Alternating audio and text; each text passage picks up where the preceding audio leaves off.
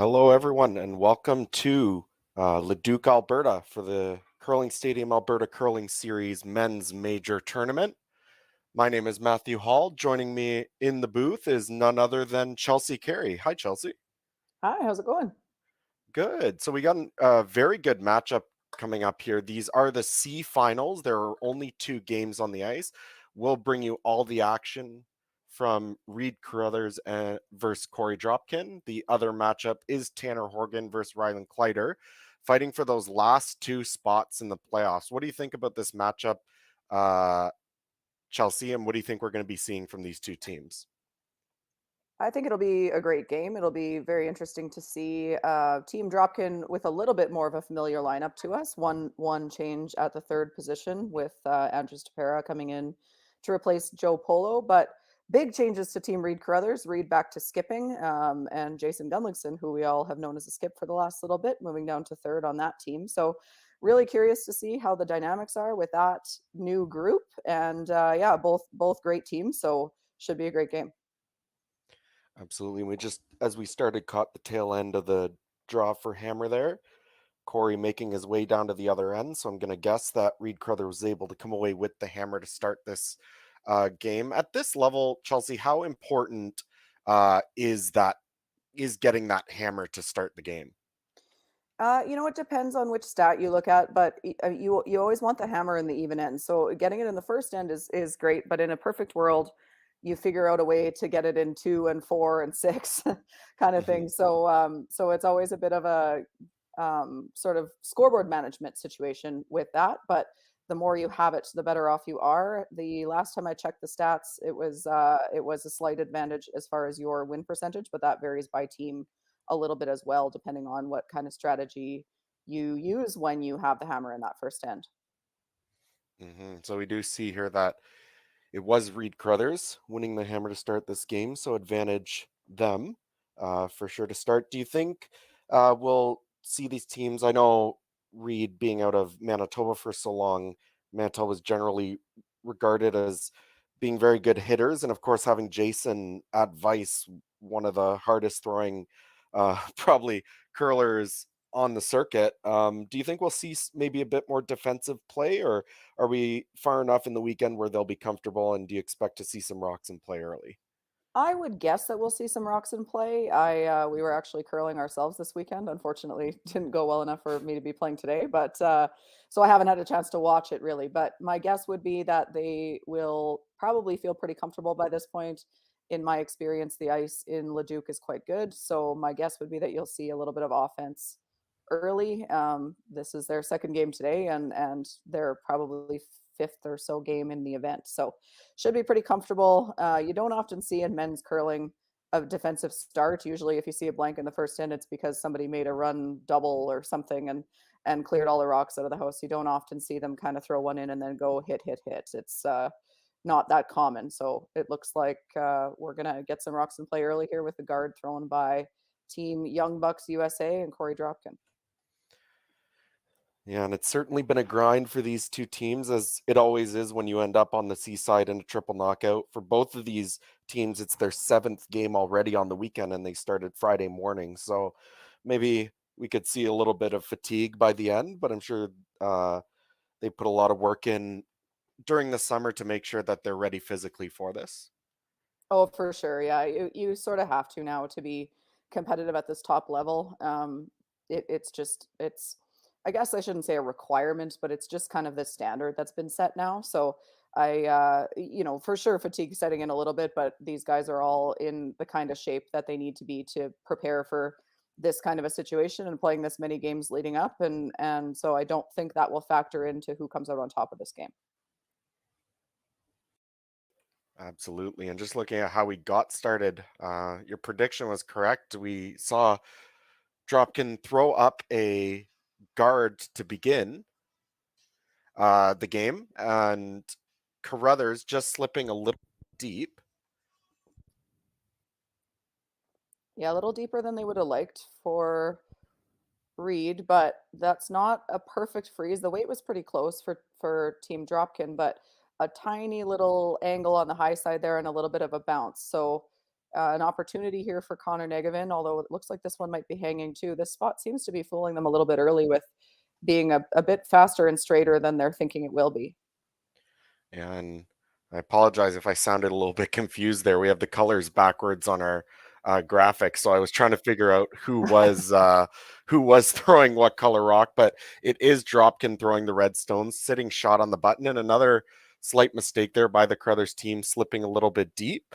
So really a good chance here for Korey to put a rock in a good spot, albeit these guys can hit so well. I don't think it'll be long until we see that center guard coming back and moving things out of the way. But if you can get this maybe just slightly to the inside, towards the center line side on the freeze, you sort of negate at least giving them the ability to make the run double. Yeah, it probably stays if it's on the center line side, and the back one probably always takes that yellow with it. So what you're likely to see is the house almost cleared with maybe the exception of that back yellow. I actually think that's pretty close to perfect. They would have maybe liked it to curl an inch towards the center line there, but pretty good result for Team Dropkin. Definitely, and taking no time here, immediately calling the run back. Reid Carruthers is backed up by Connor Negevin at lead and Jason Gunlickson at vice, both of them coming from their own teams playing together last year, as Derek makes an excellent shot, getting all the Reds moving. And Derek now played with Reid for quite a while. I want to say at least 6 to 8 years, maybe the last two quadrennials. Do I have that right, Chelsea? Yeah, the last two quads, I believe, and they also played together in juniors. Derek and Reid have been teammates for a very long time. And Derek, in my opinion, we mentioned Gunner with the or Jason, sorry, Gunlickson with the upweight ability. I think Derek is one of the more underrated seconds in the game for both his upweight and his draw ability. He's a very, very good player. So they've certainly got all the bail abilities you could ever want between those two in the middle. So should be fun to watch with some bombs coming down at you when they get in some trouble, which we just saw. And of course, Derek making a pistol of a almost run double on those two shots. But mission accomplished there for Derek and for Team Carruthers, just opening up that 4 foot. So that worst case scenario, Reid at least has a shot for one, because if that didn't happen, if he missed that run back, it was getting pretty congested there in that button area. And as we watch this end progress, looks like we might, with a couple red stones, they're likely going to see Reid hit here. The opportunity to maybe roll Frozen to one of those other stones and set up Deuce that way. But talk to me a little bit, especially with this being the first year of a new quadrennial. It's been very rare to see any team sort of come through unscathed from last season. The only one I can really think of off the top of my head might be the Colton Flash team.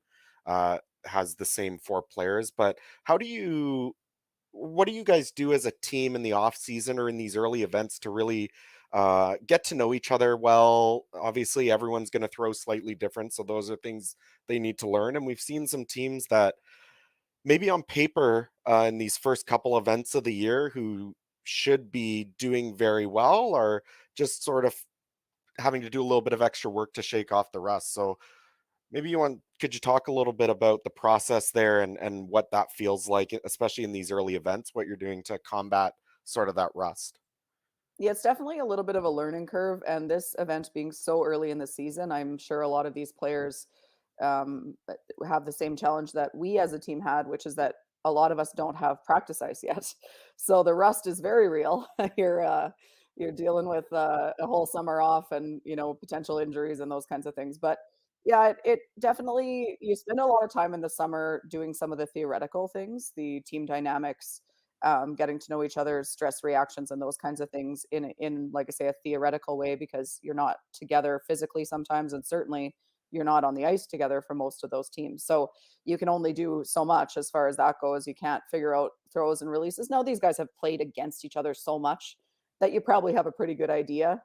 Like if you're a guy who's joining Kevin Cooey's team, you probably know that his out turn is deadly. Like you Hmm. know that as an opponent. So there's some of that you can garner from having played against them. But there's for sure a learning curve, and not only a learning curve, but what a lot of teams do now is purposely try to doctor their throws and releases so that they're closer matched to each other than maybe they were before they joined forces as teammates.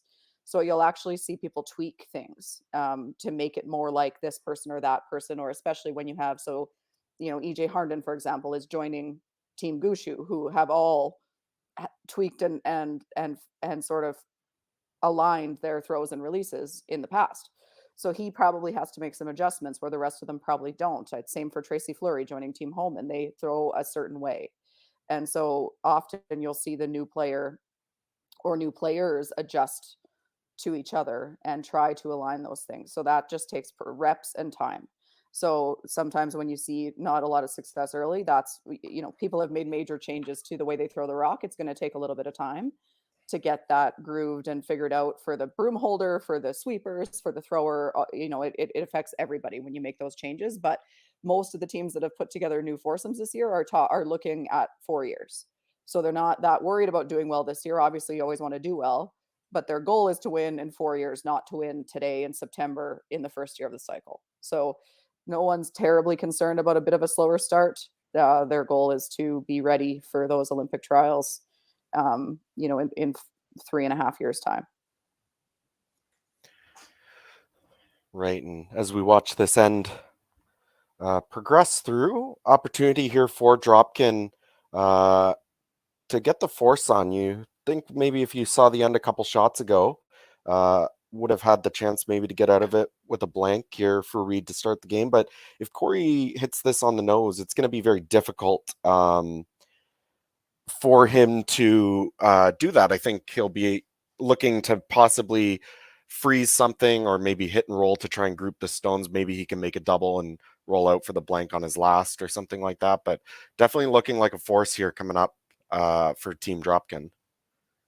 Yeah, it is for sure. And I don't think I agree with you. I think you're going to see Reid throw some kind of a freeze. I don't think you'll see him hit, just because to quote the great Russ Howard, if you're going to be forced to two.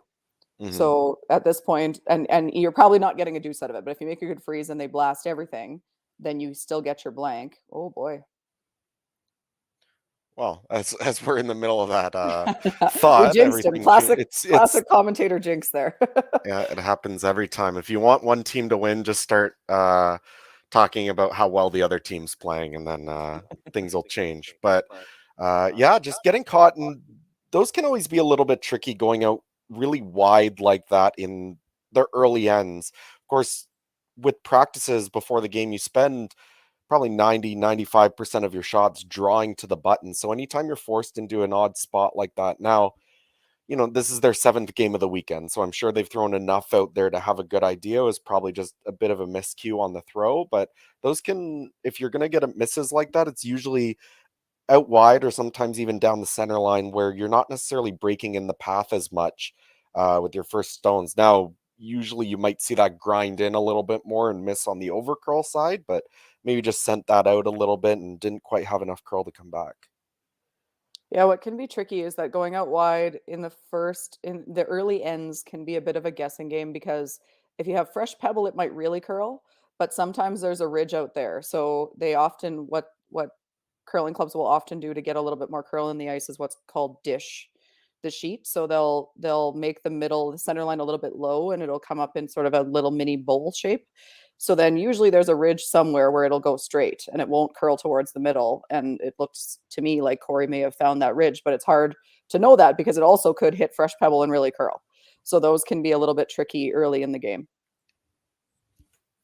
Mm-hmm. So now what looked to be almost pretty much a guaranteed force is now turned into fairly easy 2 here. No real options here if you're Korey. I don't see any possibility. I think if you try to roll under that corner guard, you're probably too far. Yellow's still sitting 1. So just hitting this rock and conceding the deuce, I would guess. I think so. I agree. I mean, you could try to roll half buried and hope you get a miss, but that's the best you could do, and it's pretty precise. So basically, at this point, I think you got to take your medicine after that.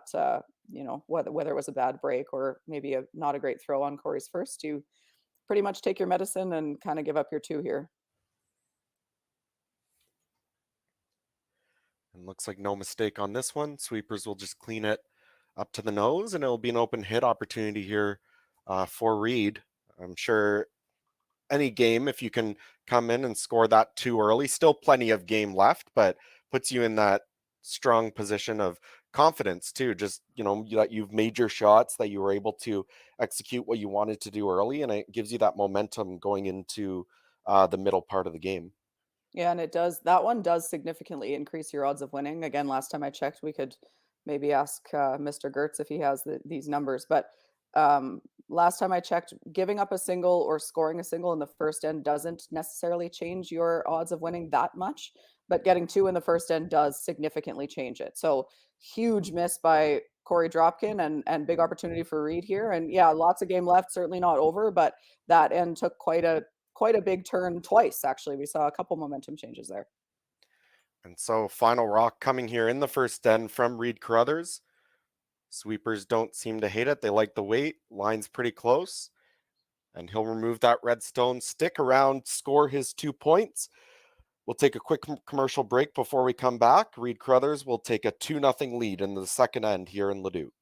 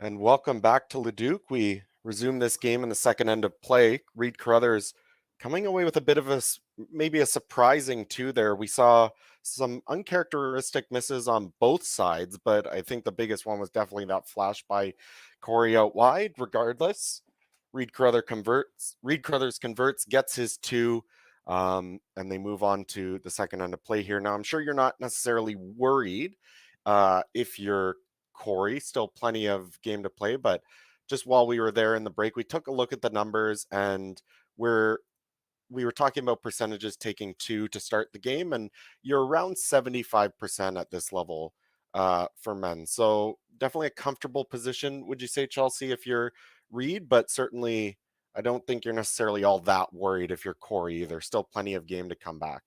Yeah, I don't know that you're worried if you're Korey, but you really want a deuce here.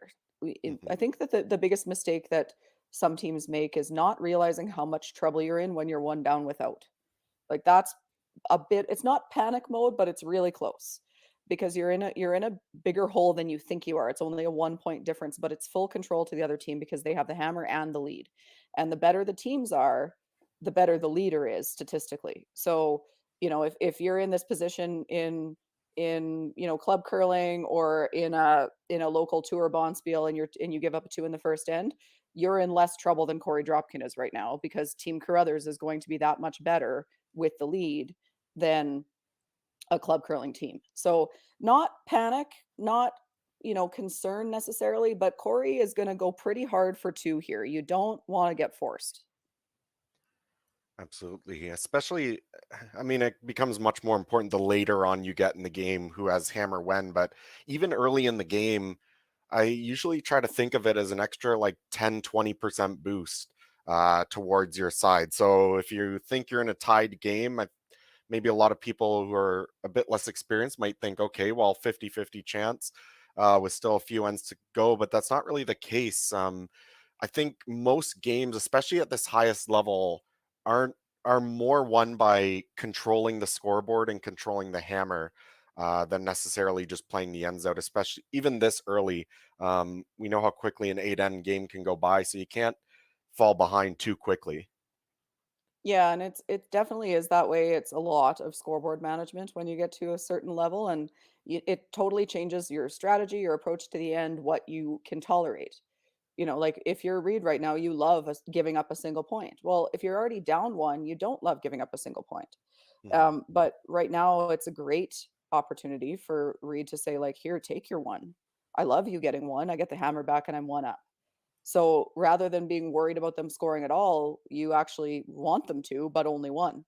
Even two isn't the worst because you've got the hammer. So you're back in that situation that you were in the first end when you won the draw to the button. So definitely advantage Reid Carruthers here, and down by two, we would call that control for Team Carruthers. But for Korey here, lots of chances to get two, and with most curling club surfaces, with really anything, there's always a chance of steals. It's certainly there's certainly plenty of opportunity left. But like I say, for Korey really wanting to get that deuce here, or a blank plays just fine. He would be okay with a blank and try again to set up that deuce the next end. He just really doesn't want to be forced to a single point here if he could help it.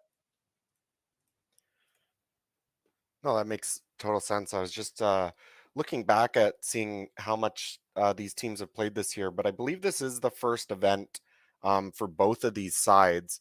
I've seen, of course, the feels like the curling season gets earlier every year. We start creeping into August at the past couple of years, even. But I've noticed maybe a bit more than the last couple of years. Teams are taking a little bit of time off. I was looking earlier this weekend at, for example, someone like Einerson or Gushu. I believe both of their first events will be the Curling Canada Invitational, which is even 2 weeks from now. And I think it's maybe in the past couple of years been a bit odd to see teams wait that long to get their first events in. Do you think that just has to do with the fact that we're sort of at the start of quadrennial, and obviously points and jockeying for world ranking is always important, but maybe not so much this year when you're not fighting for Olympic trials berths and really coming up to the end of that quadrennial? How is that sort of affecting how teams generate their schedules? I think it I think it goes both ways. I would suggest to you that the reason those 2 teams have done it that way is because they're Team Canada and they don't need to play, a bunch and peak in December and January. They don't have to peak till February and March for their national championship again. So they can afford to take it, and they're both ranked so high in the world that they're gonna be in slams, they're gonna be in every invitational thing. I think what it does to some teams that maybe put together a new team and don't have as many points or are right on the border for getting into those slam events and that points bet event and that kind of thing is it means you have to play more early to earn those points while more established teams kind of lay back and don't play. That's maybe your opportunity to jump ahead of them in the standings and get qualified for those things, which I understand they're not giving away Olympic berths this year, and that's true, and it does factor into people's planning. But if you're not getting into slam events and those top level events, then your chances of getting that Olympic trials berth are getting slimmer and slimmer. So some teams will look at it as an opportunity to play a lot early and try to generate some of those points and maybe move up the rankings a little bit more while the top teams take it a little bit easier. If you're Team Canada, if you're Gushu and Anderson, it makes sense to take it easy early. Plus, they're also both playing in that Pan Continental Championship in November in Calgary. So they'll basically just play slams in that, both of them. When I looked at their schedules, which I mean, if I were them, is probably what I would do as well. You've played a hard 4 years. I mean, if you're Anderson, you've played your season when you win the Scotties and go to Worlds is incredibly long. You get no breaks. Hmm. You play the Scotties in February, play Worlds in March, you go to the Players Championship in April, and then the Champions Cup in May, well, late April, early May, and you just don't get a break. So 3 years in a row they've done that. That's an insanely intense schedule. So it makes a lot of sense to me for them to say, yeah, no, we don't need to go crazy early. We've got a lot of points. We know we're Team Canada. We're just going to kind of chill early and play some slams, and they're not in much danger of falling out of getting those invites. But for teams that are on the cusp or in danger of falling out of there, you'll see those teams play a little bit more early because they're trying to keep those spots. No, that makes total sense. So it basically all just boils down to where your position is right now, and if you're already sort of not necessarily worried about having to qualify for the slams, you can take a little bit time off, take it easier, and rest your bodies, which is really good. I mean, I think you see a lot of teams that are trying to break through where they play a lot in the first couple months and do quite well. Um, Move up the rankings, earn their way into those slams, and then they sort of come up against a bit of a wall. And whether that's just obviously the competition at the slams are that much better, or they just sort of wear themselves out early, it's something you have to be very careful with every year, and pay a lot of attention to exactly how you're setting your schedule, in relation to what your goals are. I mean, if you're one of those top teams, then you have to set your schedule to try and peak for the Scotties or the Brier or whatever it is you want to do. And if you're trying to break through, then maybe you try and peak a little bit earlier to gain all those points. Absolutely. And I mean, it is that. And I do think that that burnout is a big factor. And the fact that the season is getting longer and longer is making it more and more challenging and not as easy on the athletes. And you're seeing people retire earlier, and you're seeing people with injury issues that we didn't used to see as frequently. And that's all to do with the length of the season and how intense that schedule gets. So, every team is dealing with that a little bit differently. Everybody has their own opinion about how you do it. Do you play less? Do you maybe bring in an extra player? Do you play with a spare? Do you just play slant? Like there's a bunch of different ways to approach it, but everyone's trying to manage that burnout and that fatigue with how long the season is getting. I hear around the club all the time nowadays. Do you think we'll ever see sort of a year-round schedule? And I don't think that'll necessarily happen. I think just generally in sport, you need to have an off season. You need to have time to heal your body.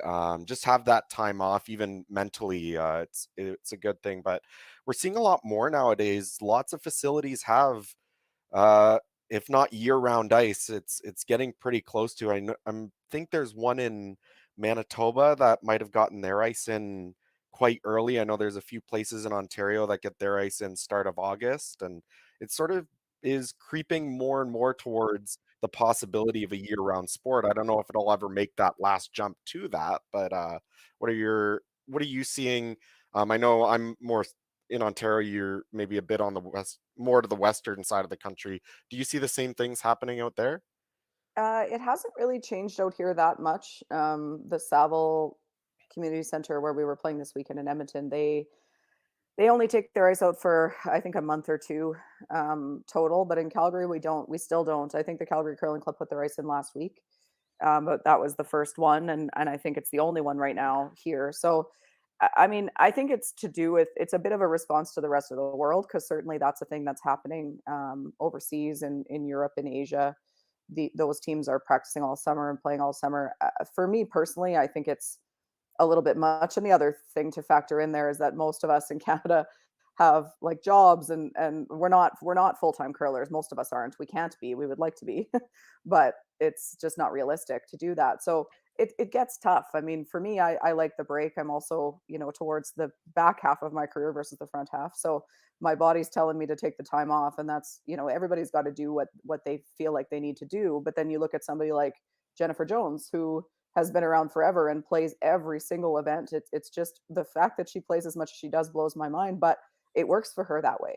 Where other teams do better when they don't play as much, when they play a more selective schedule. Old Team Botcher, for example, um, skipping slams, like turning down slams, several of them, just to stay local, to play more, to try to find a balance with the rest of their lives. So it's very individual, and every team gets to decide that for themselves, which is what's nice. But yeah, I hope it doesn't ever go to a full year thing. I think that that's a bit crazy. There's very few sports in the world that do it that way, and I don't think curling needs to be one of them, or the first one, or whatever. However, that looks like every major professional sports league has an off season. So Hmm. I hope that we still get to have one because I think that, like I say, I mean, with what we're seeing with earlier retirements and injury issues and things, I don't think we need it to be any longer. But the rest of the world, beating Canada as much as they have been recently, I know is concerning for people. So you're seeing that, I think, somewhat as a response to that.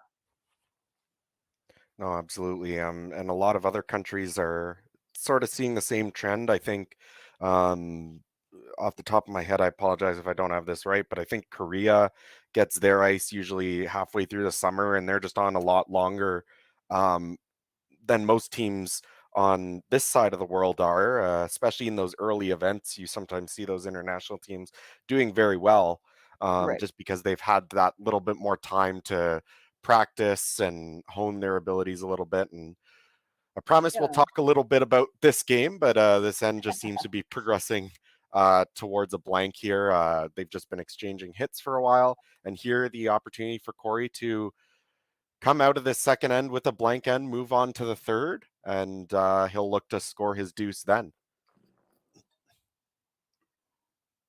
Got a broom on it, so it looks like it's good. No mistake there from Korey Dropkin. And so it is a blank end. The score will continue to be 2-0 Carruthers, and we'll be right back after a quick commercial break.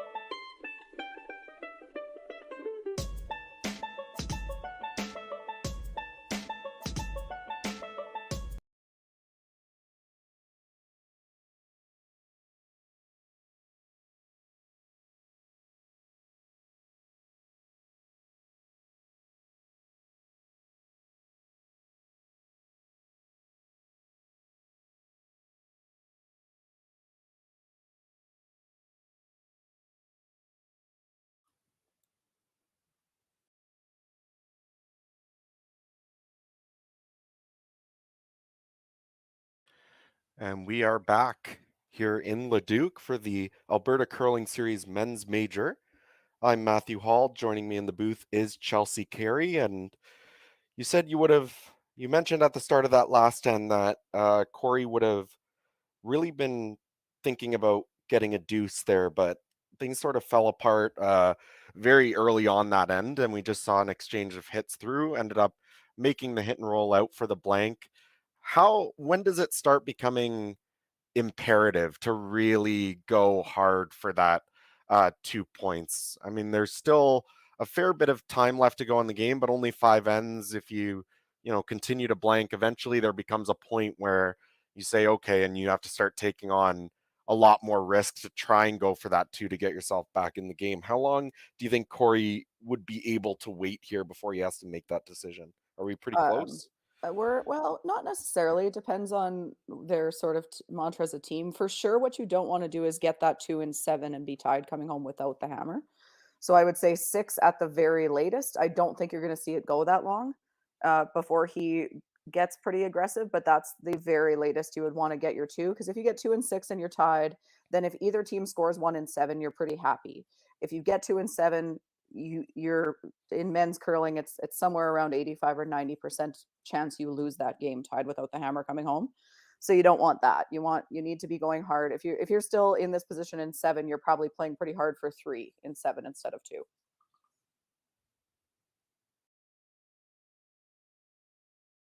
Absolutely. We see Connor Negevin slipping a little bit deep there on that come around on the center. So maybe they look like small miscues. The fact that that center guard didn't end up on the center line, and then the second one slips a little bit deep and allows Korey. I think it's huge that allows him sort of the free opportunity to come around this guard, and you could probably get into a good spot and actually be shot. So just that little bit off for Connor, but I think it makes a big difference in how this end is going to progress. Yeah, I think that that's the biggest thing is exactly what you just said. If Connor's anywhere where this couldn't be shot and buried, then it's acceptable. But to allow him a free chance, Corey's probably coming around that guard anyways, even if it was just for second shot. But it makes a big difference to Team Dropkin that they could be shot rock there. Now, unfortunately for them, that didn't quite get buried, so Derek can chase it. But yeah, that rock going deep enough that you had room to be shot and buried around that corner guard is a significant mistake. And so we see Derek Samigalski being asked to remove this stone with some light weight. Will roll into the forefoot and remove that stone.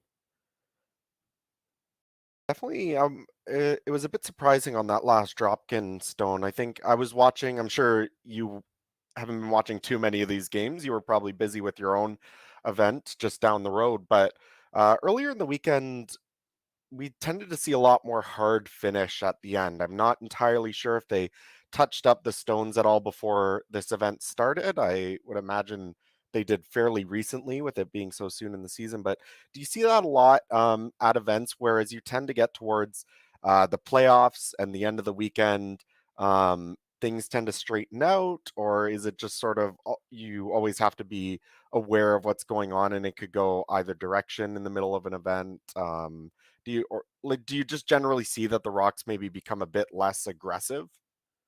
Yes, for sure. I think our general expectation in an event would be that it would get straighter as the event goes on. And the longer the event, the more drastic that difference can be. So sometimes what you'll see at a long event at the Scotties, the Brier, the Olympic trials, those kinds of things, is that they'll actually touch up the rocks mid-event to try to keep it to try to keep some of the curl because get it can get quite straight because the rocks just buff out the more you play with them. So I'm not terribly surprised that that's the case. You're right. I didn't get to watch very much of this early on, but I'm not surprised that it's getting straighter. And I don't think that any team that's been at this for any length of time, which certainly both these teams have, I don't think it would surprise either of them that it's gotten straighter. Yeah, I know what you mean about sometimes they do like to touch up rocks in the middle of an event. Generally, obviously not tour events, but at those national championships or provincials. I specifically remember a couple times when I was competing at junior nationals or the Ontario Tankard a couple years ago. We just showed up to the arena. There was a note on the locker room door saying the rocks have been touched up, and usually I would say a lot of the players aren't necessarily fans when that gets slapped on them in the first thing they see in the morning with no warning. But it's something that they generally have to do to keep the curl throughout, especially a long event, week long national championship or something like that. So um, definitely a trend for sure. Yeah, and I don't think you're going to see it go away. I think where I've seen players get upset about it more often is when not everyone is necessarily notified. They used Hmm. to sometimes it would happen, and some teams knew and some teams didn't, and who knows? There's lots of rumors both ways about those kinds of things. But now, generally, it's fairly accepted that it's going to happen. So we usually all the competitors will get every team competing will get an email from either the organizing committee or the head ice technician saying that they are going to touch them up tonight.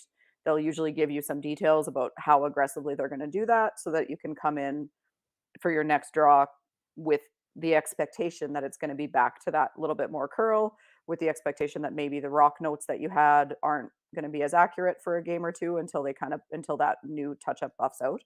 But it's better than having stick straight ice in the final because that's the other alternative essentially. Hmm. So it's I think it's the lesser of two evils, but it does create a bit of a challenge in the middle of the week trying to learn all over again when you feel like you've just gotten it figured out. Yeah, I remember back specifically, I can't remember exactly what year it was. I want to say it was 2 years ago at the Brier. Um, there was a big a big, I don't want to say scandal, maybe controversy just is the better word. I remember Glenn Howard being very upset before one of the draws that they had touched up the rocks. And I think, as you said, they had, you don't exactly know how everything happened, but what seemed to be the case was some teams were aware that the rocks were touched prior to their practice and some teams weren't.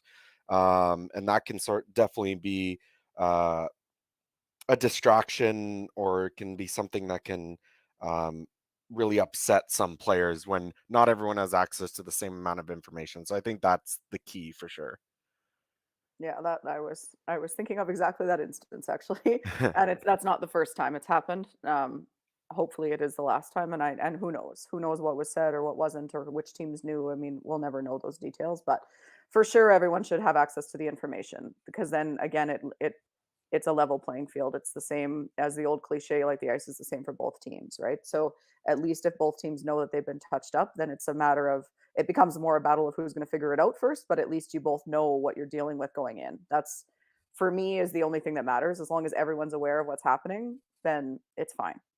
hmm And so as we look at this end, things seem to be shaping up quite well. I think you're pretty happy if you're the Carruthers team. Um, but I mean, definitely some opportunities here for Dropkin. I think maybe a little bit upset that that last freeze sort of was just a little heavy, happened to roll off.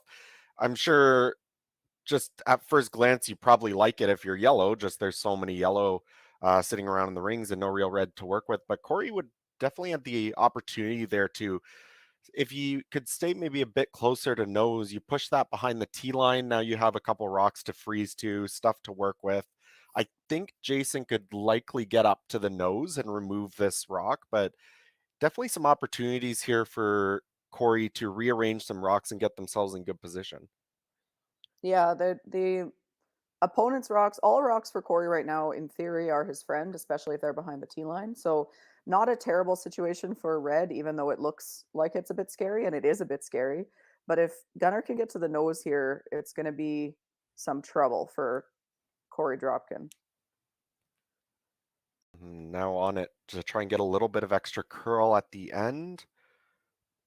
We'll make contact with the shot stone and remove it out cleanly. So, yeah, now I think whereas before you probably had some options to work with. Now I think there's, if there weren't before, there's definitely some alarm bells going off in Korey's head right now. How does he rearrange this? Can he follow them down the same way Jason just did? Maybe make the double, or would you think about throwing something a little bit less and just try and rearrange these rocks a little bit?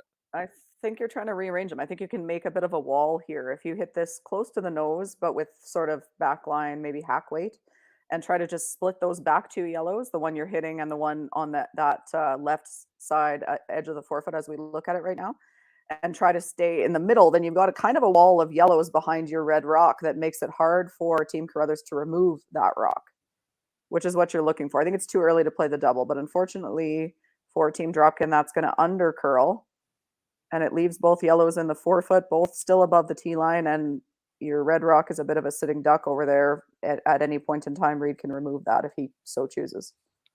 And I was about to say, would he choose that in this situation?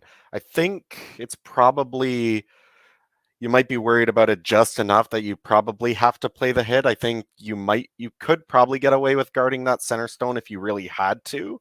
But I think with a 2-point lead in the score situation the way it is, I don't necessarily see a reason that Reid would have to take on that risk of leaving that red stone anywhere. I agree. I don't think you need to leave it there. And I think that if you roll anywhere into the forfeit here, then it's another rock that Korey has to deal with. At some point you switch gears from trying not to give up two to maybe I can steal a point or two here.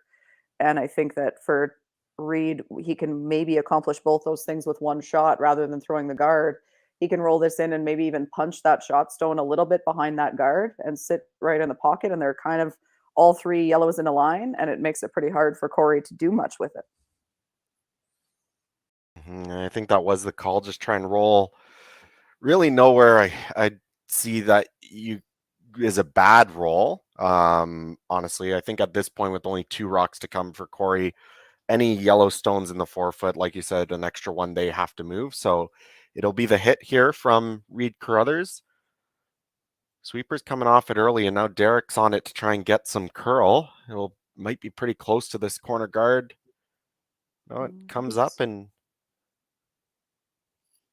does get that little bit of a flop in right on top. I think that's exactly where they wanted to, if you could place that rock anywhere, I think that's pretty close. It's a pretty good result. If it rolled a little bit less, you'd leave Korey the triple and maybe with a little spin up behind the guard. Or you might leave him a tap and roll behind that corner guard on shot rock, and he wouldn't be shot, I don't think, but he might have been second, but now he would be probably third if he made that. So that's not going to help him very much. So looks like he's going to try to come off shot rock on the right hand side as we look at it, the high side, and roll into those two frozen yellows. At this point for Korey, probably looking like a force, just making sure that he has a reasonable shot for one.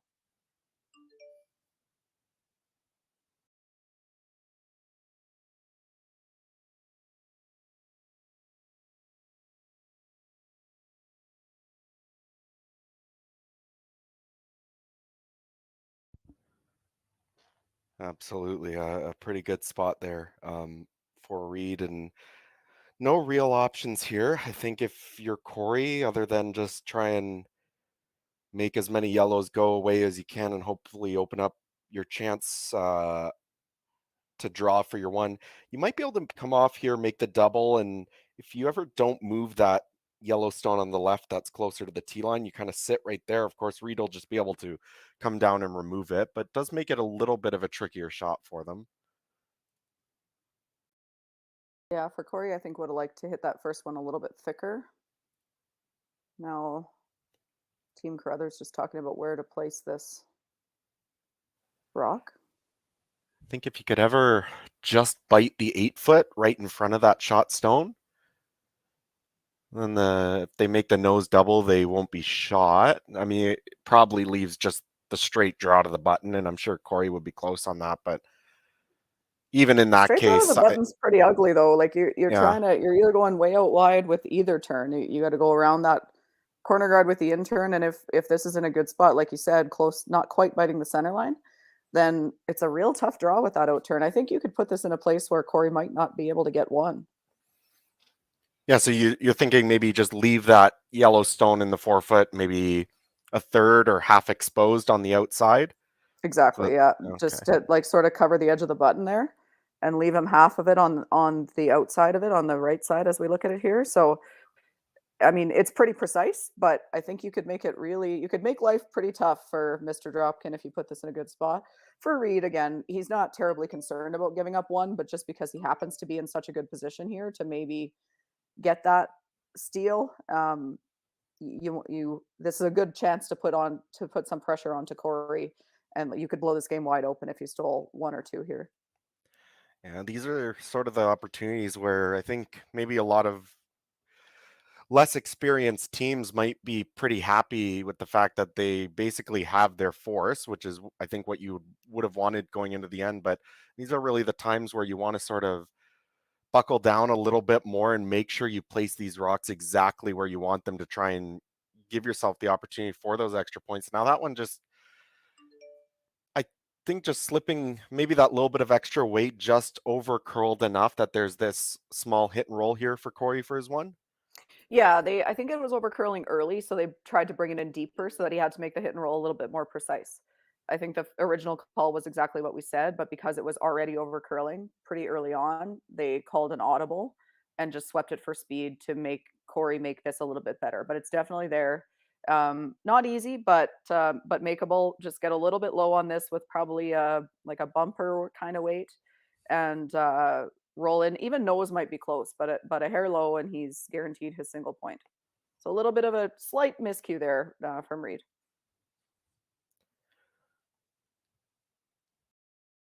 So final rock coming here for Korey Dropkin.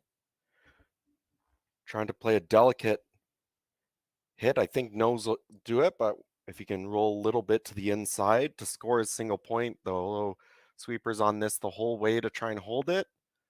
Looks like they'll be okay. He will get that small roll to the center, grab the edge of the button, score his single point. Reid Carruthers now With the 1 point lead, we'll take a 2-1 advantage and the hammer going into the fourth end of play. We'll take a quick commercial break and be back with Curling Stadium coverage of this C final in a minute.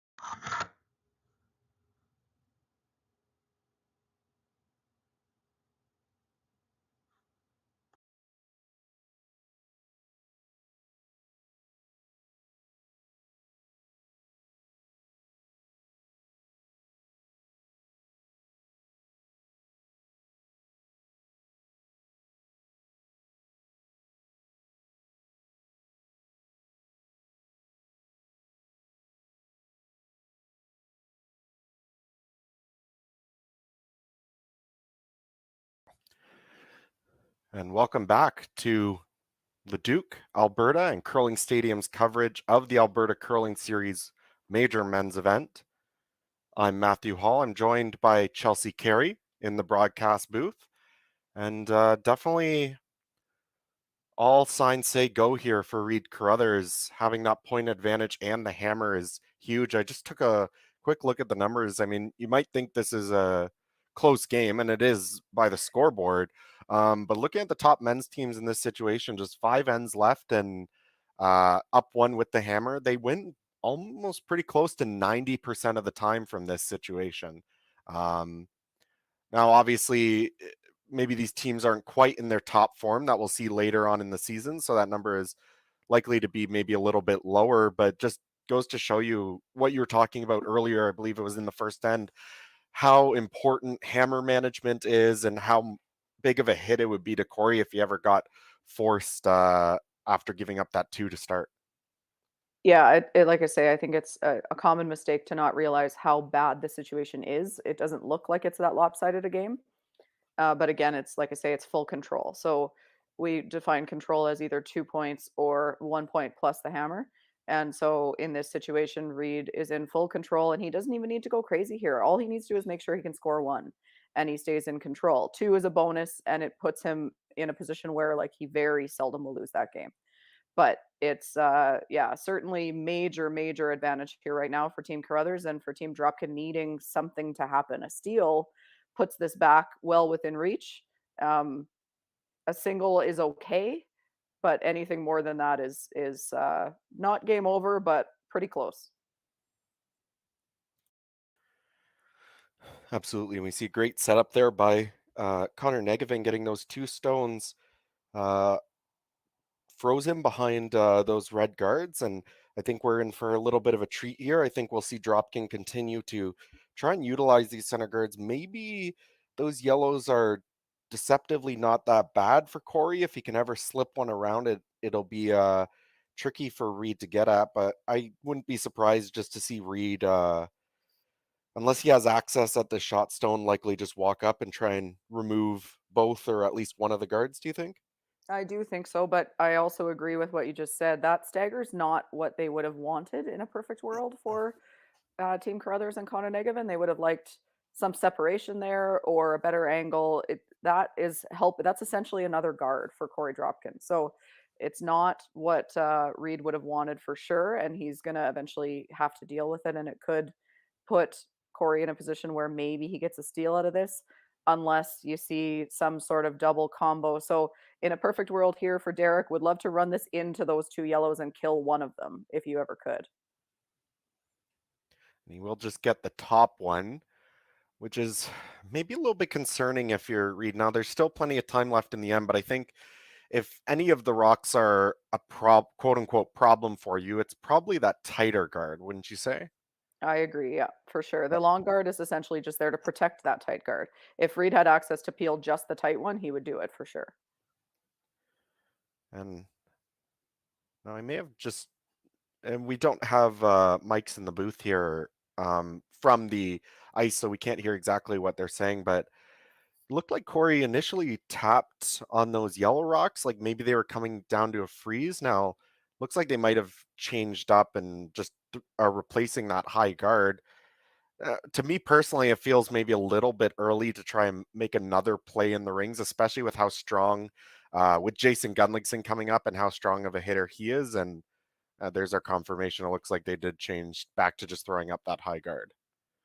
Yeah, I think for sure that's the call. I'm actually surprised they considered anything else. I think you definitely need to, and before it there was a bit of an angle on it where Derek could have maybe made that double run into kind of the mess in the house there.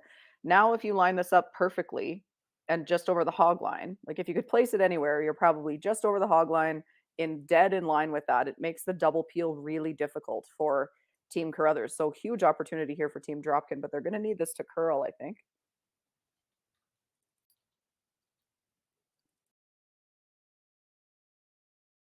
Bit of a tough call there. You see Tom Howell on the outside wanting to sweep that to make it curl, but it also was a little bit heavy. So you kind of can't do both. Do you wait for it to sit or do you try to get it to curl? But you can't. The further apart those are, the better. So that's one of those ones that's it's hard to know what is the right answer. What do you do? Do you sweep for that curl or do you just hope that it curls and dies? And he was right in there wanting to sweep it, but he didn't really do much to it with it being a little bit heavy and a little bit wide of the line that they hoped for. And looking at the situation now for Reid, um, I know we said that that tighter guard probably is more of the problem rock, but I still think you likely have to take on the crack at the double. The problem is if you just continue to peel that tight guard, obviously Corey's just going to continue to replace it if you just continue to make single peels. I think the benefit of getting both of them, if it is that, well, it is available right now, but if you're able to make it, um, you can probably slash that yellow that's just a bit deeper, just outside the 4 foot into that red stone if you ever had to at the end. So getting rid of both these guards opens up sort of two ways that you can get at that shot stone. I think because that double peel is so makeable for somebody of Derek's caliber, for sure you play it. If that rock was longer and more on center, then you might see just one. But yeah, I think that's the right call, and obviously the result would certainly support that being the right call. Great result there from Derek. Gets both of the guards, and not only that, moves that stone off of the button. And I don't really see again, if this is like the last end and you had to steal, you could probably consider trying to draw around those yellow rocks. But with the situation the way it is, do you think he's just trying to make a nose double? It might jam over at the side, or maybe do you just hit this bit less weight closer to nose and try and sort of stay frozen on one of those yellows? Yeah, I'm not sure you can make the double. It looks to me like a jam. So my guess is that this is more a soft weight and try to stay frozen. So hit this just a hair on the high side. Both your shooter and the yellow rock that's staying will roll a little bit towards that center line side and just try to stay frozen on it and then hope you have a chance later. I mean, this is a play for a force in my mind versus for a steal, but given that you just saw the triple from Derek, that's probably the point in the end that you're at if you're Team Dropkin. Pretty good. That rolled a hair too far, but it's still on there. You still have a stagger, so not a bad result at all. I think it's still pretty good. I think if you roll a rock further, you might be in some trouble because then Yes. there's really nowhere to hide, and there would be some pretty short run backs for Reid if you ever did try to hide somewhere. But good enough. You'll probably just see him hit this stone at the side. If he hits it on the nose, he sits too. And then I think this is kind of what they have to do. They don't necessarily need to push too hard. They'll get some opportunities, I think, strictly because, as we talked about, this is such a lopsided game position that Korey's the one who kind of has to push the envelope. So I think if you're Reid, you're okay with just maybe keeping things a little bit simpler, walking up, peeling guards, and really forcing Korey into the tough shots because he's going to have to call a lot of tough shots to get himself back in this, and B is going to have to make a lot of them as well. So any of those slight miscues, you'll get those opportunities if you're the Carruthers team. Absolutely. Like I say, if you're Reid, your goal number one is to make sure you have a makeable shot for a single point. So you don't need to go crazy. You just need to make sure you have a shot for one. And right now he does. He's got the whole 4 foot. So he doesn't need to make, like you said, it's up to Korey to force the issue because he's the one trailing. So smart call by Reid there. Not surprising. We know how smart a skip he is and how long he's been around the game. So made the right call here. And so for Korey having to balance the objectives of wanting to steal or force, but also not wanting to give up the game right now if you give up 2 or 3. So you could draw around this. If you were later in the game, you'd probably see him just play the draw, but it looks like he's going to try a little hit and roll here, which accomplishes the same thing. It's just a harder shot to make. Pretty good. Yeah, I think that's as good as you could do. You had to roll enough at least to get buried, so you were always going to be behind the tee line. They're frozen, but obviously it's not going to drag that much I don't think, to make contact with the one on the button. But maybe an opportunity here. You hit a third of that red stone or half that red rock on the left-hand side. As we look at the overhead, you could remove that red. Possibility to keep both yellows around, do you think? Maybe, but I don't think you'll see them even try that. I think that you just hit this on the high side anywhere. If the back yellow sticks, it's a bonus.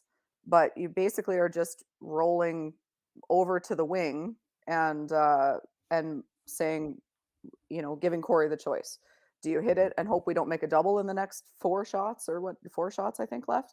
Or do you throw a guard on this center line rock and play and take the risk of giving up 2?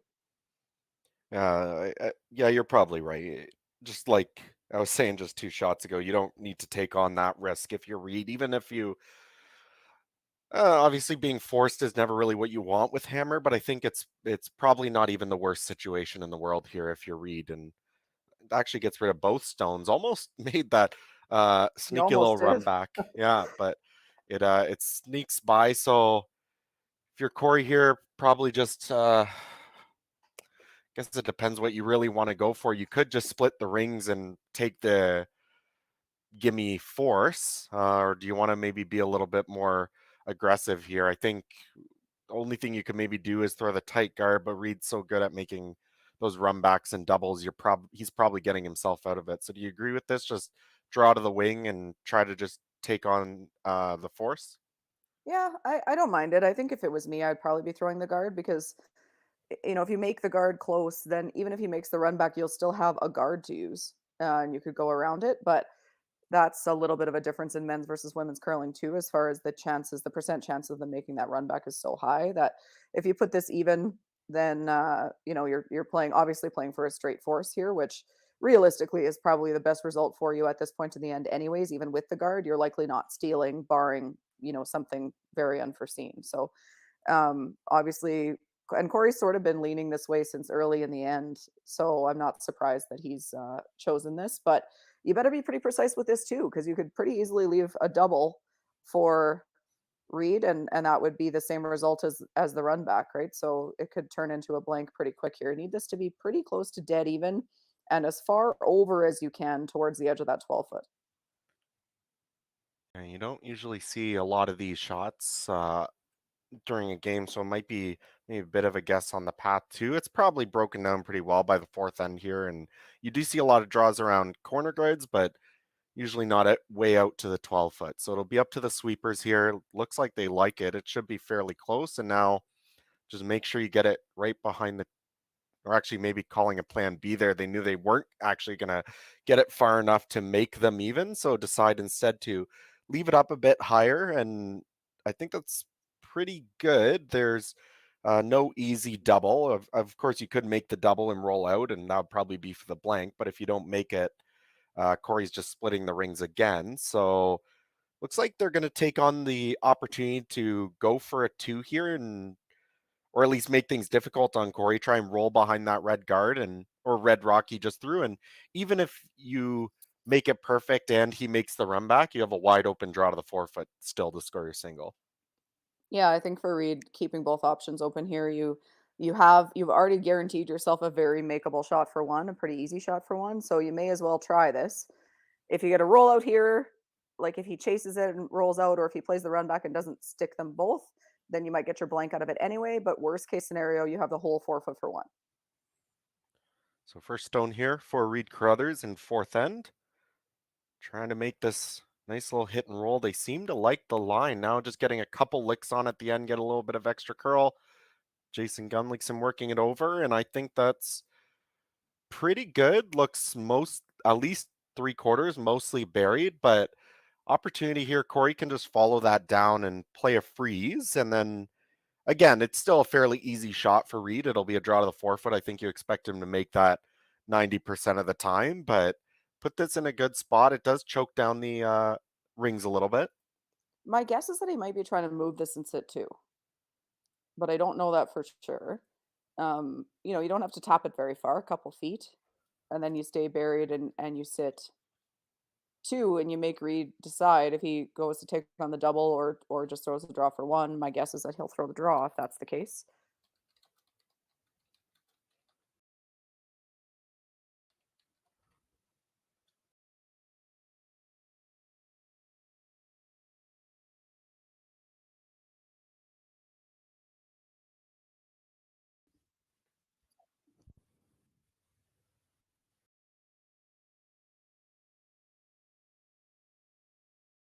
So it does look like Korey was just playing a straight freeze there and made it pretty well. Would have liked it to curl maybe an inch, but because it didn't curl, it actually gives him a little bit more of the 4-foot and makes Reid's draw a little bit more precise. So for Reid Carruthers, no hesitation here, putting the broom down for the draw to the 4-foot. He'll need a good 3/4 of the 4-foot here. Like his chances, but for Korey, that's about all he could do to put some pressure on Reid. And again, this is a shot you expect Reid to make. Of course, it isn't always made, but at this level, you'd expect him to be close here. For sure. And with two sweepers the caliber of Connor Negovin and Derek Samagalski, that just gives you so much more confidence too. He doesn't have to be, he can throw a tight guard here and they'll put it in the 4-foot for him essentially. So just make sure make sure you're not heavy and get this close and give it to your sweepers, bring them into play because they're too good to be sitting on the bench for a shot like this.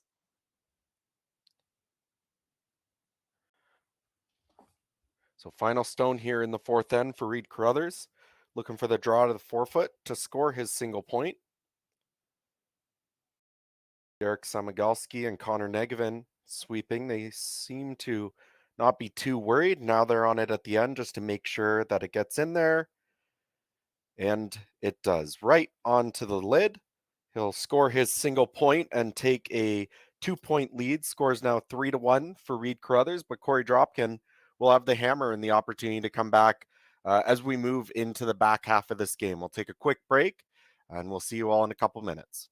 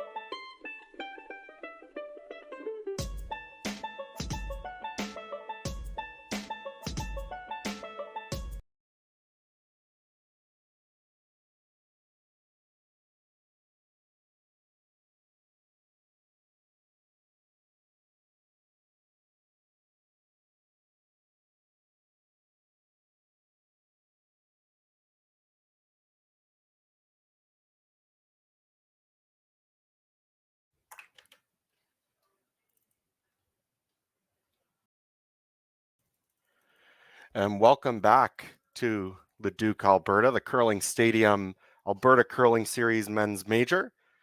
We resume play here going into the back half, fifth end. Reid Carruthers with a 3-1 lead over Korey Dropkin. Korey Dropkin now with the hammer after Reid made a nice draw to the button to score his single point last end.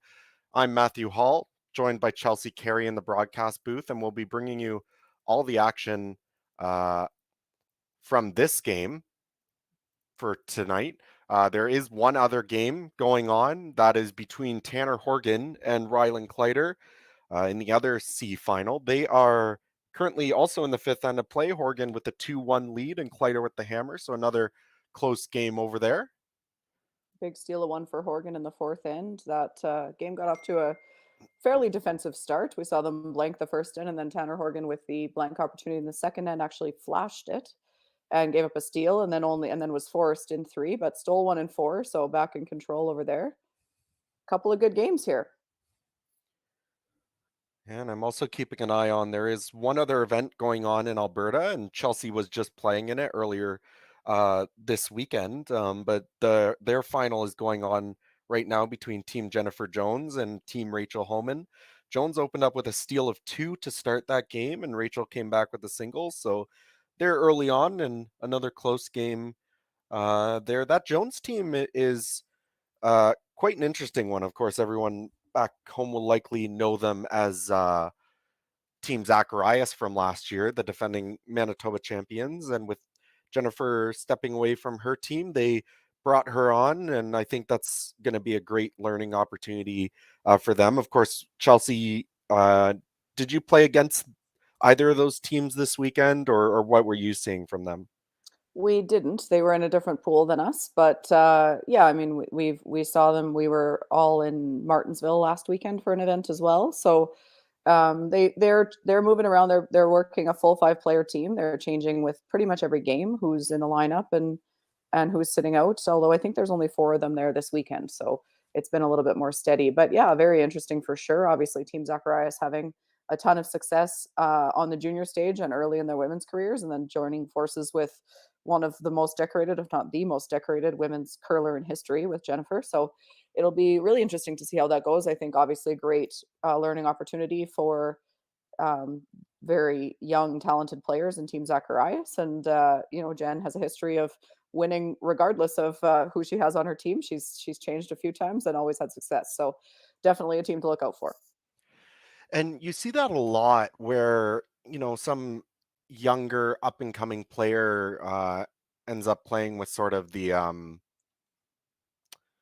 veteran, I guess might be the best way to put it, someone with a lot more experience who's won quite a bit. I mean, uh, the other example would be someone like Tyler Tardy moving to play with Kevin Cooey this year. Thinking back in the day, I remember when John Epping played with Wayne Madaw when he was younger in his men's career, and then after that, Matt Cam, I believe, foregoed his final year of juniors to play men's with John Epping. So it's something that you see a lot, and as sort of the generations per se roll over, you sometimes see a lot of those older, more experienced players taking on that younger star under their wing, and they learn a lot from it. And those players, I would say, tend to go on to have very good careers after that. Definitely. I mean, you saw it with Caitlin Laws playing with Kathy King for a year and then with Jennifer for a long time, obviously. And what she's been able to do in mixed doubles and women's and and everything, and now going back to skipping and starting her own team, it's for sure. I mean, I did it out of juniors. I played a couple of years of third for Barb Spencer, who was one of the best skips in Manitoba, and had that experience. And it was an opportunity for me to learn the women's game is just a little bit different than the junior game is. So it's a smart move, I think, in a lot of cases to do that. It also has to do a little bit with sponsorship money and being established and having that support from those companies. And the reality of the situation is that your season is very expensive. So being able to have that and maybe be able to be paid a little bit by that kind of money is a factor as well, especially for young people. So yeah, I mean, I think that there's a lot of things about it that make a lot of sense on both sides. I think that for the veterans, sometimes it can be a little bit of a boost. It's a pick me up. It's seeing somebody that's excited again, because you can lose that a little bit with the grind and the sort of day in day out of it. You forget about your love for the game a little bit sometimes, and so having somebody like that can kind of boost it can kind of get you excited again, and you've seen that effect from the other side. So I think it's a great situation for both players or both parties in that kind of a team dynamic potentially. But again, it's always a new dynamic, and you see how the learning curve goes. It could work, it could not. But in the case of Team Jones, so far it seems to be working pretty well. Yeah, and I'm sure that Zacharias team will be one that will be. I just get this feeling we'll be watching them for a long, long time. I think, as you said, already quite a bit of success before bringing Jennifer on, and I mean, there's so much that I think they could learn from someone with that much experience that it'll just only end up making them better at the end of the day. Yeah, 100%. And you're definitely going to be seeing them around for a long time. I actually am lucky enough as well to we have their fifth player, Rachel Erickson, as part of our team. So same idea. She's really young and really talented, and so excited about being able to play in these events and learn and grow and all those things. And it's nice for some of the more veteran players to have that energy and that presence of this younger player who just wants these things so badly and is so excited, because we all were that player at some point in our lives, but it's easy to lose sight of that.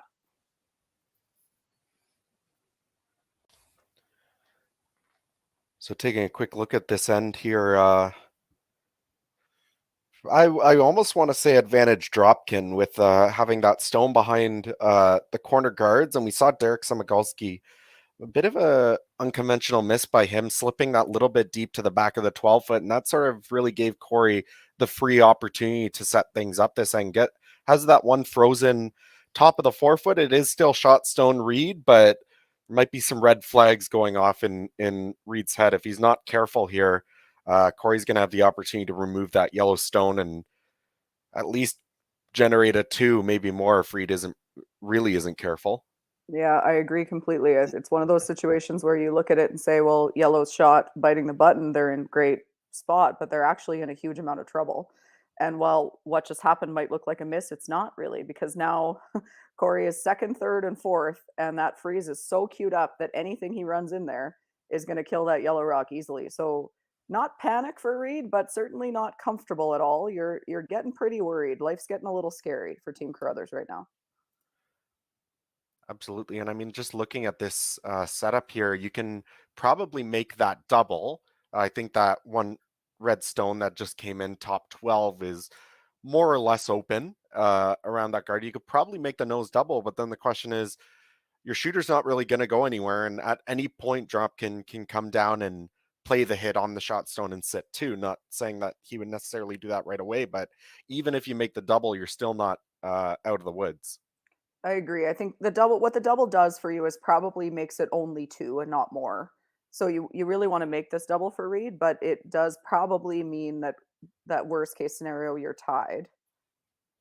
And Ends up going over the not top, sort of jamming it, it looked like. yeah, not a little thinner than they wanted, not quite what they had in mind. So now again, like you've got a big end in play for Korey here. This could very easily turn into a 3. And yeah, now the big question I think is, when do you decide to cash everything? And I mean, of course, you could hit that um, frozen combination in the middle and roll behind the corner and sit 3. You might leave a little double back for Reid, though, if you do that. Do you think you necessarily have to make this play right now? And it looks like Andrew's going to come down and have a talk to Korey about it. He might have a different idea. I was going to ask you the same thing, Matt, actually. Like, to me, I would be looking at the out-turn freeze through that hole, right onto that red-yellow combination and not kill. Right now, that yellow rock is your friend. It's helping you. So I'm not sure that you need to do it this soon because it just gives them more chances at a double. Yeah, and I think, I mean, what's the worst thing that's ever going to happen if you don't hit it right now? Like, the only thing you could possibly be worried about is if Reid decides to switch gears and, I don't know, like guard it, I guess. But with there's so much stuff to run in that you probably still have a really good chance at your two. So I'd be looking at some kind of setup again, like you said, freeze.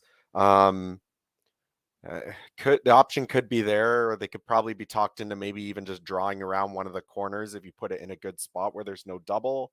Um, Definitely some options here. It looks like they have decided to make a play on it, though. I guess this what maybe is factoring into their decision here is that yellow rock, which doesn't seem like it should be a factor on the very far left of the Mm. house as I look at it here. So if you roll over towards that, then any double that they play will jam on that rock potentially. So I'm wondering if that's maybe a factor because other than that, I'm a little bit surprised by this call.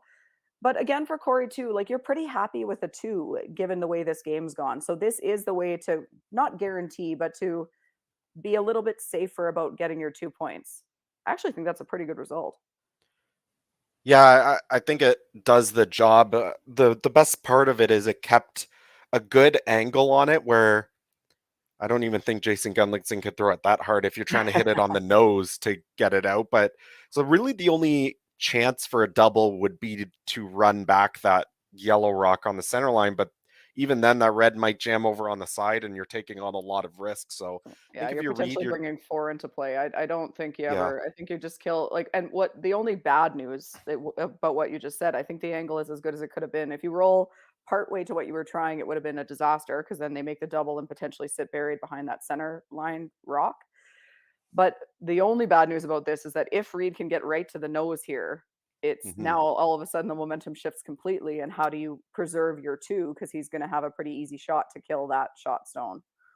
Yeah, I mean, one shot ago we were talking about it was red frozen onto yellow, and we talked about why that was so good for Korey, and Right. now Reid has the opportunity to switch it around. If he stays on the nose here, now it's yellow frozen to red, and great opportunity for him to sort of at least cut down all those other reds that are sitting around different parts of the rings. Looks pretty close. Oh, that's a great shot. Yeah, and even like just looking at it, how would you get in for a second point if this was Korey's last? You could probably, Could draw to this wing, I think. yeah. Do you I think think there's probably space you if you had to? Yeah, you. I guess that yellow is just fully in the 8 foot, so you could draw there, and you just need to get full 8 to score your second point. yeah, I think the wing is probably the easiest one. I'm not sure. It depends how much it's curling. If the intern draw to the center is there to get past that wide red guard, it looks really tight to me. Hmm. But this it looks like Korey's going to throw this draw to the wing on his first one, and then in theory, Reid chases one or the other, and he could either play the exact same shot or chase the middle, depending on where Reid rolls or where he ends up. And best spot here is probably full 8, maybe rock or two above the T line if you can. Yeah, I think so. You might I actually don't mind it deep because he might like he could I don't think he would, but he could hit and roll if you leave it high. Hmm. And then you might not be able to score or you might have to make a double for one.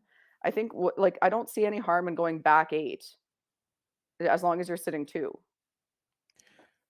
Yeah, and uh, You're not going to yeah, I line up think it. I that's don't right. think you can drag it enough, right? So I don't think that No, there's yeah. ever a concern about a combo.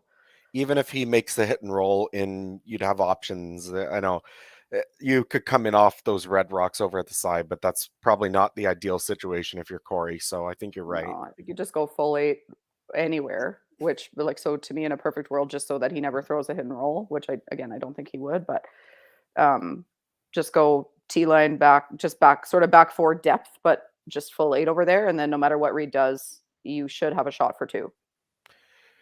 Yeah, it looks like they're having some extra discussion about this, though.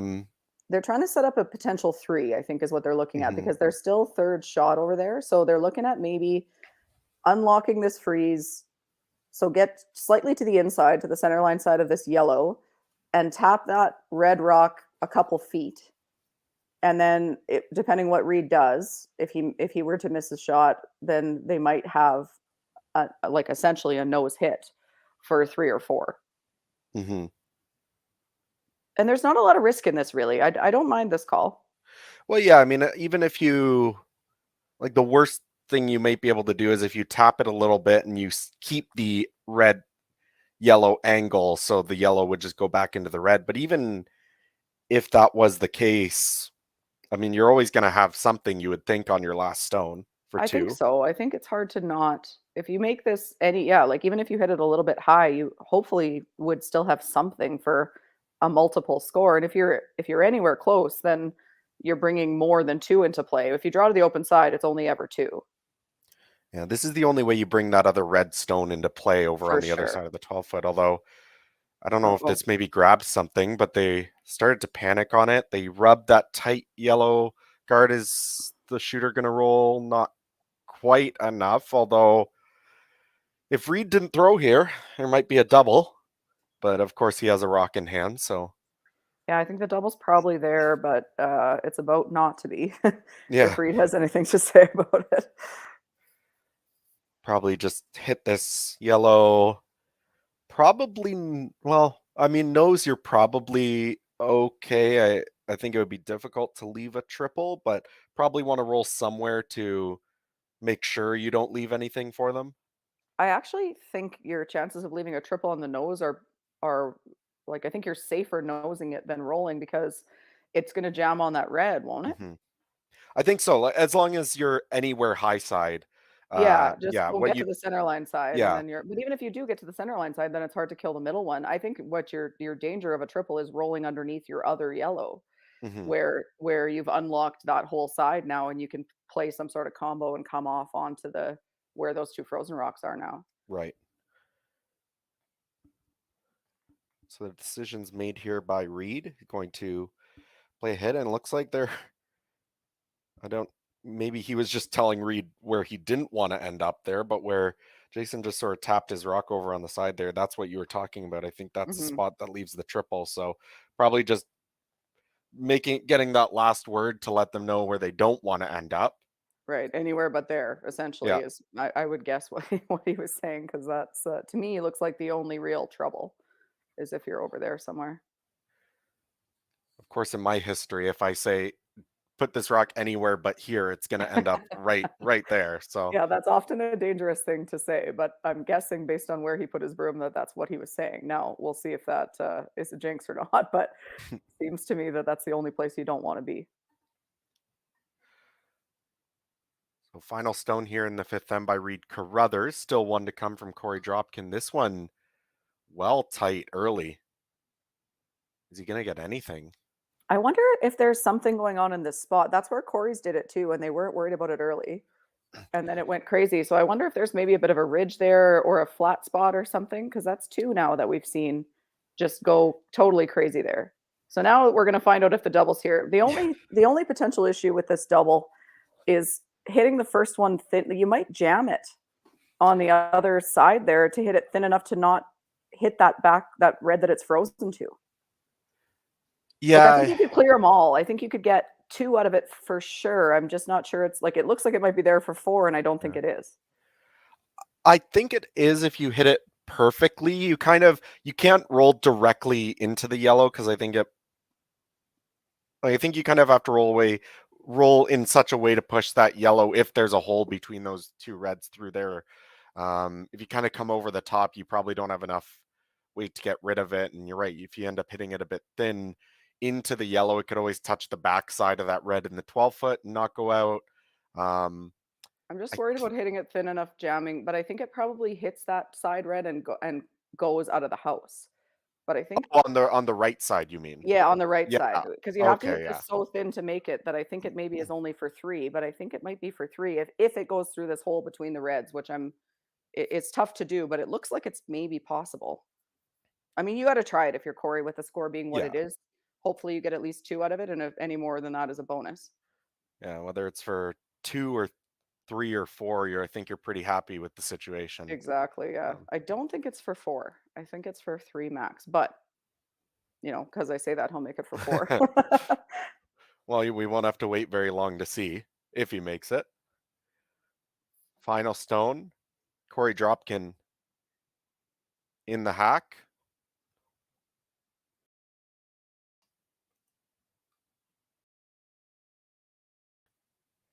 Releases, and now it's up to Tom Howell and Mark Fenner. Sweeping this early. Well, that's Definitely. gonna over curl on him a little bit.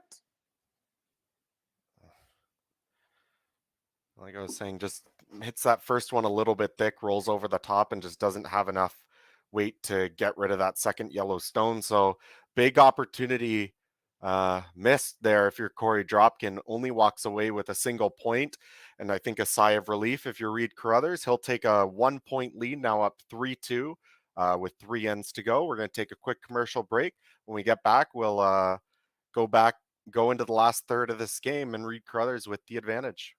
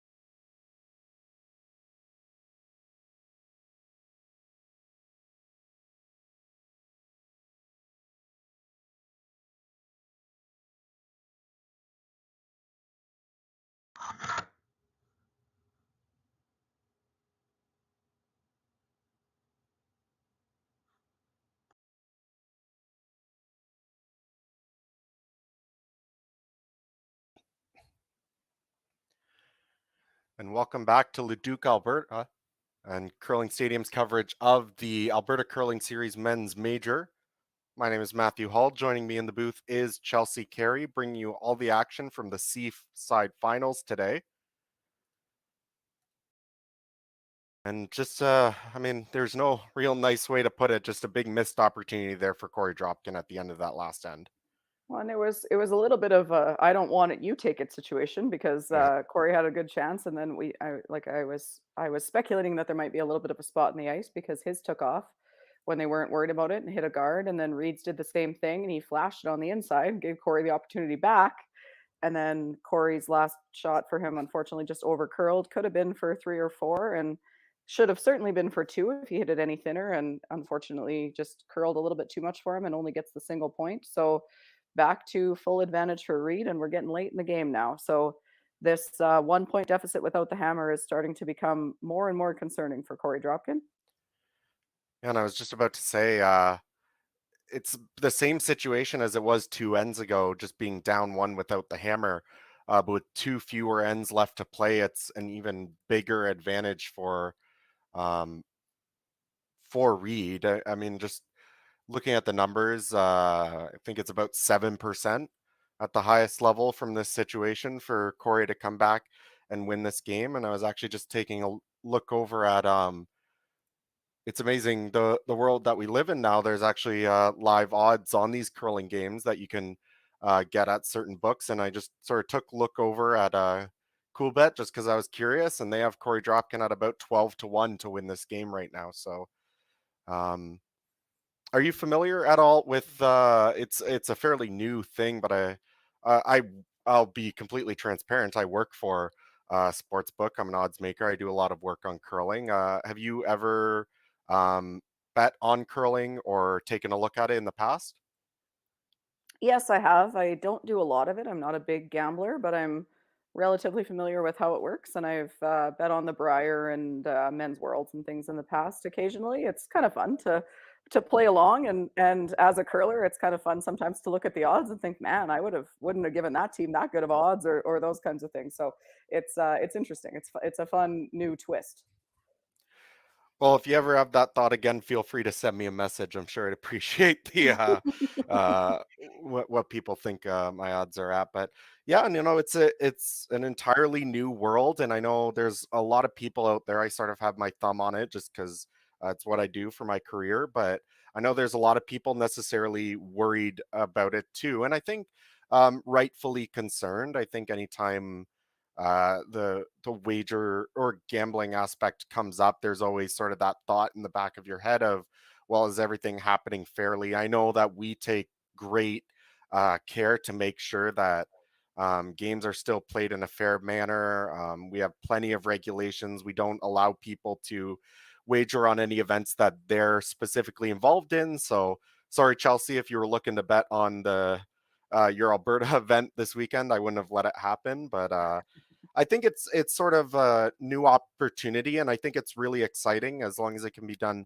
properly, and we continue to be as diligent as we can. It's an part of entertainment now with most sports, and it opens up the sport to a largely new demographic that I think might not be interested in curling otherwise. When we look at sort of the younger demographic, people my age or even younger, it may get them interested in the sport. And as long as we can do it properly and stay on top of things, uh, I think we can sort of quell those sort of fears a little bit. But Yeah, I think it's a fair fear. I understand the fear for sure, but I think that and I mean, at the end of the day, is it possible? Absolutely. But to me, with curlers, we have a great group of people that are. I mean, you're sort of born and raised on etiquette. There's a lot of etiquette involved mhm. in curling. There's a lot of self regulation.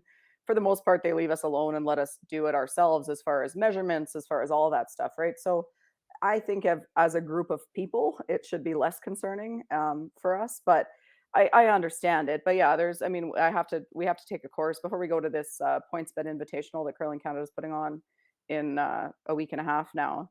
We have to take a course on match fixing and all that kind of stuff. I mean, they're doing a pretty good job of making sure. And yeah, I mean, I don't bet on my own. I bet on the men's events. I don't bet on my own events ever, Mhm. because that's not obviously not what you should be doing. And I think that in general, curlers know that. And I also don't know that that a whole bunch of us are huge gamblers where we're putting big stakes on it. But yeah, I fully understand the concern, but I also think overall it's good for the game.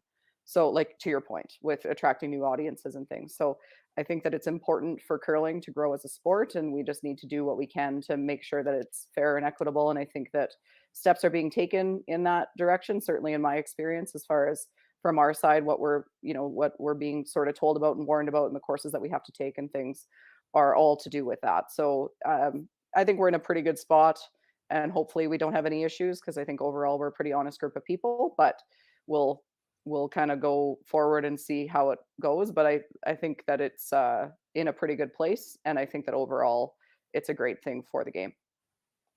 Yeah, and I think at the end of the day, we will see a lot more where um, I think it's always been a great aspect of the sport that it's sort of left up to the players and a lot of things. But I think we will see, especially with this advent of sports betting becoming as big as it is. I mean, you can't watch a Jays game anymore without like a inning by inning update of what the odds are during the commercials. So I think and I think you'll see a lot more regulations and like these courses that you guys have to take, or I think there will be something written in stone very soon, if it's not already, um, in the Curling Canada Charter or World Curling Charter. Um, And I think, as long as we're diligent, we do what we need to do, and we continue to educate and make sure that everyone's staying on top of it. I think it is a good thing for the sport, and it expands who's interested. I mean, at the end of the day, it can get more money in the sport. It can lead to sponsorships, as Oh, and it we've already already seen has. It many. already Yeah. has. Yeah, we've seen that. I mean, you see PointsBet sponsoring this event. You see CoolBet sponsoring several teams. It's become a big thing already. And I mean, the reality of the situation is that we need more money. We need more sponsorship money. So, any more money that we can get in the sport is a good thing. And you manage the details. But I mean, at the end of the day, it's been a big deal in a lot of sports for a long time. It's relatively new to Canada and relatively new to curling, but it's not new, and they've figured out ways to do it and ways to regulate it. And yes, there's scandals and you can watch documentaries about it. I have watched documentaries about it, Mhm. but for the most part, it works fine and it's just fine. Yeah, and obviously when a scandal does happen, it's huge. It's usually huge news, especially at the professional level, but it is very few and far between, Yeah. and it's something that we do our absolute best to regulate on a day-to-day basis. It's part of my daily job when I sit there. That's basically what most of my job is just watching bets come in, and keeping an eye out for responsible gaming and things like that. Um, as we move to this end, a bit of an opportunity here for Dropkin. Reid hasn't been able to get these guards moving out of the way. Now he does have one in the forefoot, but sitting behind the teal line. I'm sure Korey's just counting on his fingers until he has the opportunity to draw down to that. Yeah, the challenge for Reed is that it's hard to tell because we don't have that wide yellow guard in the shot on the overhead, but the intern draw might not be there, or it might be really tough for him to come in at the end of the end. So wanting to move those guards, but hasn't had any luck just yet. So for Corey, even if you just steal one here, it's pretty good because then again, like I said, if you're tied after six, then somebody scores one in seven. And for Korey Dropkin to be either one up or one down coming home, given how this game has gone, would be a huge win. Hmm. So he's loving life if he can steal one here right now. So he's for sure licking his chops a little bit with the current situation. And on skips first, you kind of have to play into the forefoot now, do you think? That looks like ice for a guard to me, but I oh the yeah, only worry I think yeah, is no, if you throw up you probably have to. Yeah, you probably have yeah. to. You're right. If you throw up another guard, I think Reed's just gonna He's ignore probably it not gonna. and Yeah, just go around himself. So this is a tough draw through this hole, but I think it's. I mean, they obviously think it's possible. They're playing it, so if he can make it, then Reed's not in trouble, but it's going to be maybe tough not to give up a steal. Sweepers look like they like it. it's a big call on by Andrew Stapera to make sure you get by this tight guard, and they do. Now just get it far enough, put it in a good spot. Doesn't Oh, they lost it. Yeah, it looked like, did it grind in right at the end there or something? Well, I was not sure if they were off it to get it by the corner guard. We couldn't really tell. I wondered if that's why, or else maybe the ice is just getting a little bit slow on them at this point in the game. And they were a little bit surprised by how that came down because that was the line. Everything was perfect. If that goes another foot and a half, then it's exactly what we said. Corey's sitting one and he's looking like he could steal. And now Reed still has to be careful though. If he's gonna play this double, if you ever don't miss it, don't make it, just go by that one top four. That yellow is now a catcher still for those red guards. Looks Do you like he's think you just see gonna him just peel peel the it? center one, yeah. Yeah. Which makes some sense. If you peel that middle one, it's hard for Corey to get to shot rock. And it's if he makes a little run back, it's gonna be pretty wide open for Reed, and it's a tough, like it's fairly thin. You're probably losing the shooter. So I think this is probably a smart call given the scoreboard to just peel this center rock by Yeah. itself. Because like you said, I mean, if you try to the double peel, that could very easily go into the pile there and cause you some problems. Yeah, and I think if you peel this, like what does drop can do?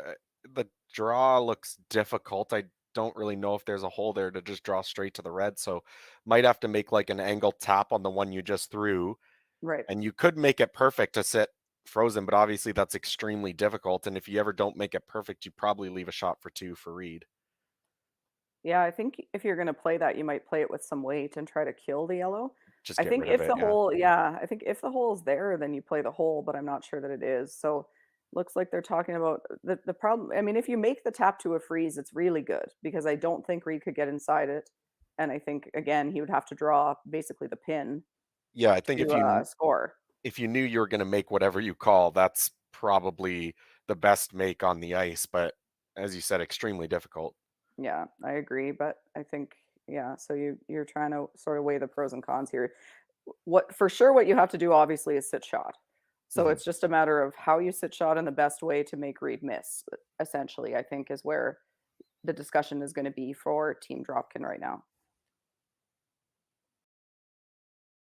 You could easily play just a nose tap, but then the problem is you leave him a pretty easy double for two, and I don't like your chances of him missing that. So you probably have to play it onto that shot rock somehow.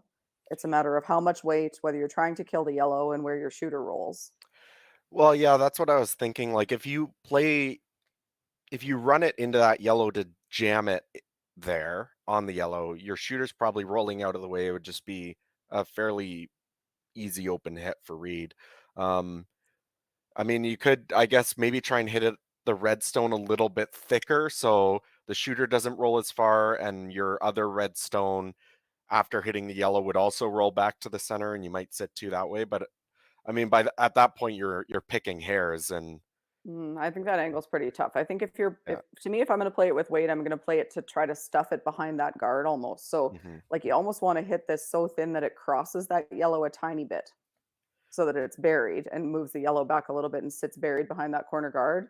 You could probably still be full forefoot. You can for sure still be full forefoot, Hmm. and then make Reed make the draw, which he'll probably make. But then at least it's only 2 points that you're down. If you do anything else, you're probably giving him a shot for three. So risky, but there's no low risk shot here for Korey. So you have to make something. Unfortunately for them in the scoreboard situation that they're in and the end situation that they're in, no matter what you call, you're going to have to make it, or else you're going to give up two. Absolutely. And where that broom came down, it doesn't look like he's going to be throwing a whole lot of weight. Looks pretty close to what they took for the draw. So likely just trying to make some kind of a tap here. They look like they don't hate the weight, but really need to go here to get it to curl. You absolutely have to make contact at the very least. No, it doesn't move it quite far enough. Mark Fenner was on that to carve it the whole way down the sheet and couldn't quite get it to go. Weight seemed pretty close to what he would have been calling, just a little bit straighter for them today. And it seems like they're sometimes kind of struggling to pick that up. And then a few tricky spots where we saw those either picks or a flat spot or something, where Korey and Reed both over curled. So looks like they're just fighting the ice a tiny bit here, which, coincidentally always seems to happen when you're trailing in a game.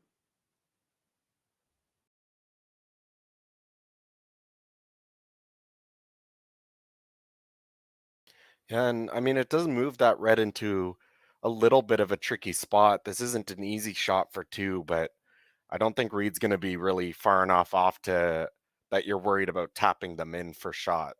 No, So, that's the only concern. So, like, relatively risk-free here as long as you don't miss this tight, which based on Corey's tracking the way it did, there's not a ton of curl, so should be manageable line-wise for Reed. So just get the weight close and let the sweepers do the rest. If you know you're going to be on the red, you just stop sweeping it and hopefully it doesn't tap it in. I think he's going to be close here. Reed's a really good touch player, so this is has got his name written all over it to some degree. yeah, and I'm sure he knows even if you just take way too much ice and you end up wrecking on that yellow guard, at least you still always get your one in that Yeah, case. exactly. And it That's a great takes, point. You err on the side of wrecking on that yellow guard. Like throw this wide if anything. If you wreck on it, you're guaranteed a single. It's nice because he's guaranteed a single already, so he doesn't have to take a lot of risk. and now they're Oh, trying. we're trying to carve it here, and he's going to do commentators curse again. He's going to do exactly what we just said.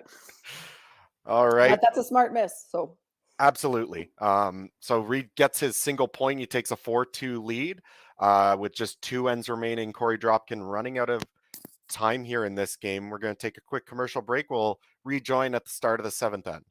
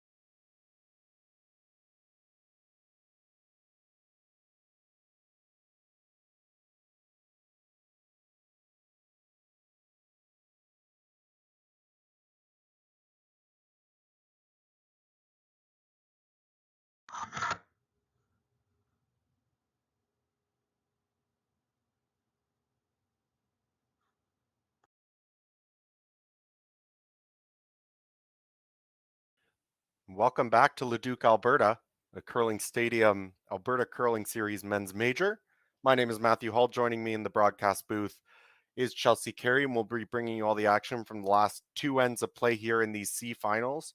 Two games happening, both fighting for the last two spots into the playoffs.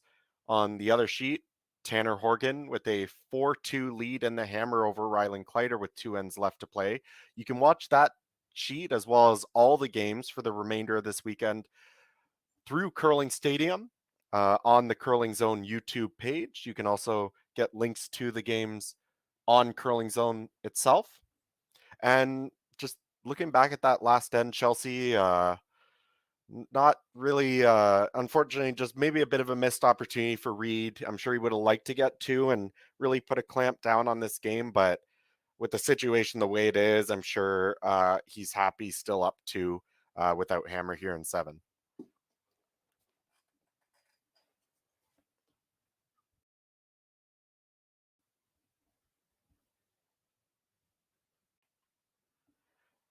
And we see here the attempt by the Dropkin lead likely was maybe attempting to play the stone in the rings. Unfortunately, just over curls or was maybe just trying to tick that guard over into two corner guards. Regardless, bit of an over curl taps them into the rings. And unfortunately, I think the biggest issue with that shot is that they stayed there as a center guard. I mean, it is their color now, but I'm sure they're not too happy with that result. No, definitely not. It's my guess is that they were trying to play the. I mean, it's an either or, but probably trying to play the tick and roll to another corner. But yeah, staying as a center guard is not great. It's not awful. Guards are your friend at this point if you're Korey Dropkin, but preferably not right on the center line if you could help it.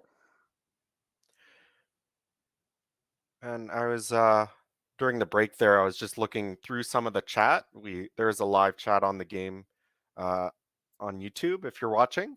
And somebody asked, and I'm interested in maybe getting your opinion on this. They asked, do you prefer the triple elimination to a round robin format? And I know me personally, I always sort of preferred the triple. I liked, you still always got your 3 games, which I think is a good number, but you were never really playing those games where both teams are sort of out of the event and you're just sort of going through the motions being out there. But I'm curious for your perspective. Obviously, you've had a lot of success at both formats over the years. Obviously, 2-time Scotties champion. That's always been a round robin. I know you won the Canadian Open back in 2018, I believe, the Grand Slam. I can't remember if that was a triple at that time, but obviously you have plenty of experience with both formats. Does it make a difference to someone playing at the top level? Do you prepare for the event differently? What are from your perspective, like what's the difference there between those two kinds of play? You did your research. Yes, it was 2018, and yes, it was a triple at Yes. that point Yeah. in time. Well done. I personally like the triple because I hate the meaningless games. So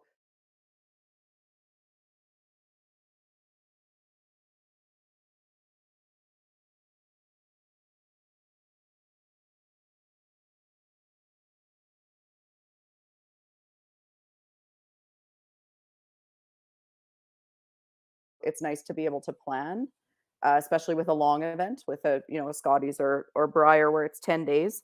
It's nice to kind of know in advance when you're playing, and we have a break here, and we have this draw off, and that kind of thing.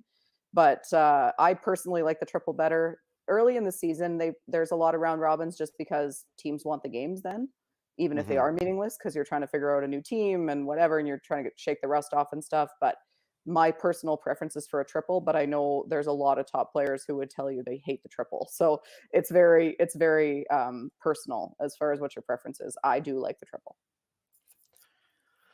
Okay, and I know yeah, I'm the same way. I hate playing those games where both teams have had a bad weekend and then you're both 0-3. You're already sort of out in a round robin, and sometimes later on in the season you wonder why you're out there kind of thing. But it is always, especially when you get up to the big events like the national championships.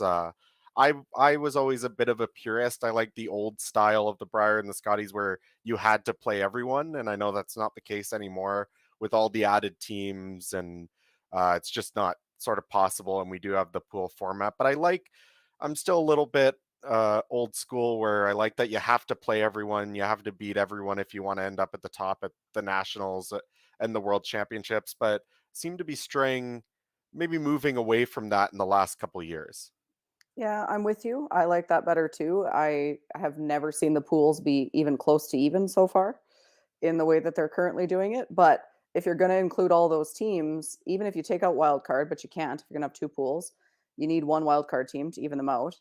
Um, it's already a maximum length with the way it Hmm. is. So you can't add any time to it. So there's really no other option if you're going to include every team the way that they've been doing it. So I think it's the best we can do right now, given those parameters. But I liked the old way where you played everybody. I'm with you on that one.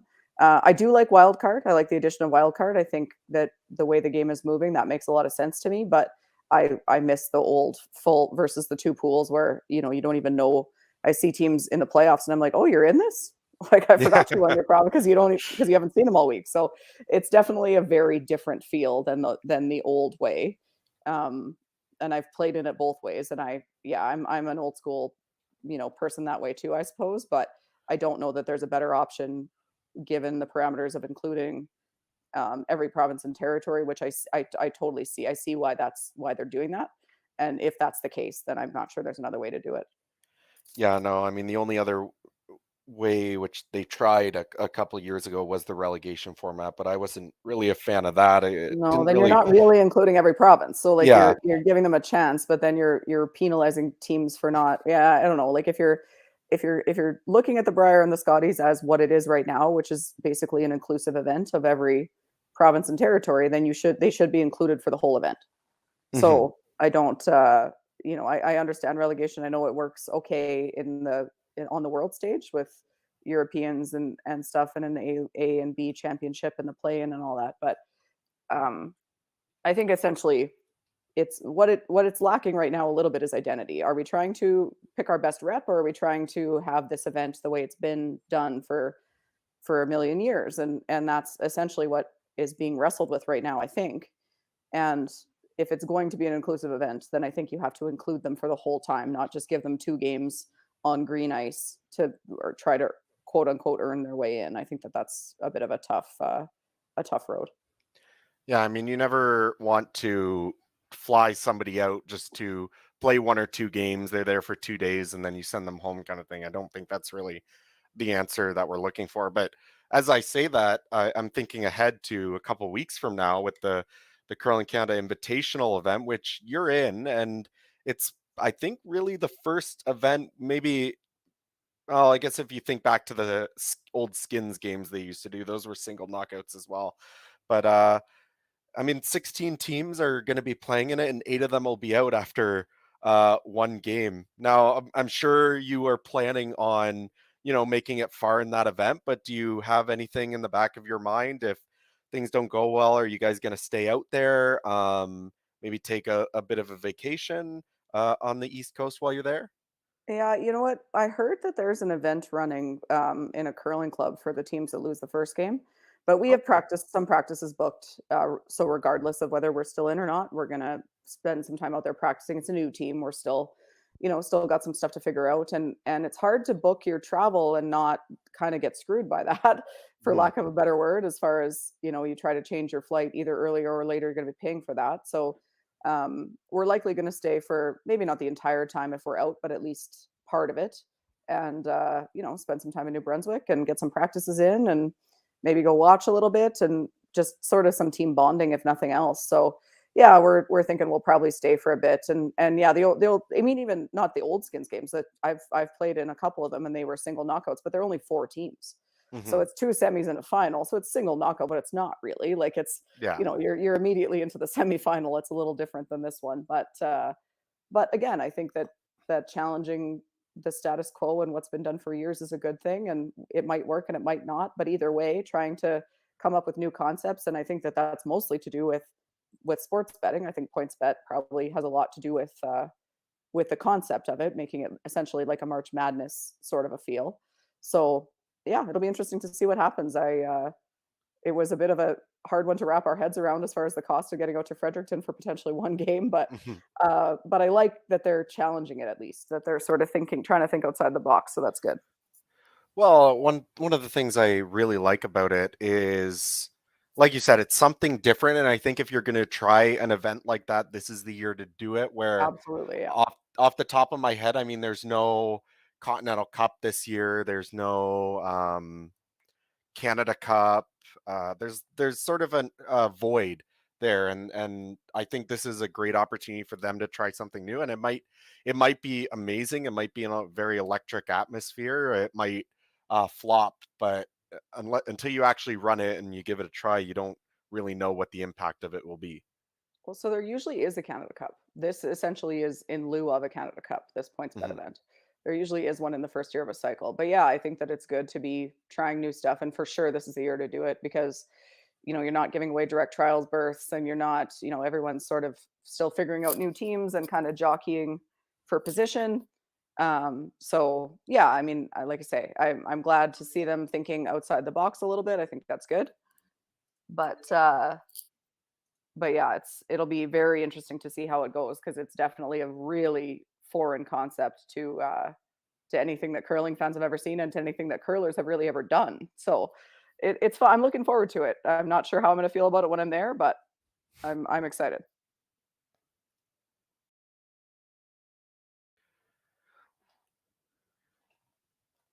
Well, I'm sure it'll certainly be interesting, and like most, I'm a big March Madness fan. I watch it every year. I try to watch as many games as I can, and um, for me, I'm always one of those people. I love cheering for the underdogs, to knock off one of the big players early. So I'm gonna take a close look at the bracket maybe after this weekend. I'm not entirely sure off the top of my head what the matchups are, but I'll be filling out my bracket. I'll have it posted on the wall while I'm watching. I think it'll be a lot of fun. Yeah, you're cheering for the bracket busters. I is what I hear you saying there. Absolutely. So uh, looks like we finished off there with a blank in this end.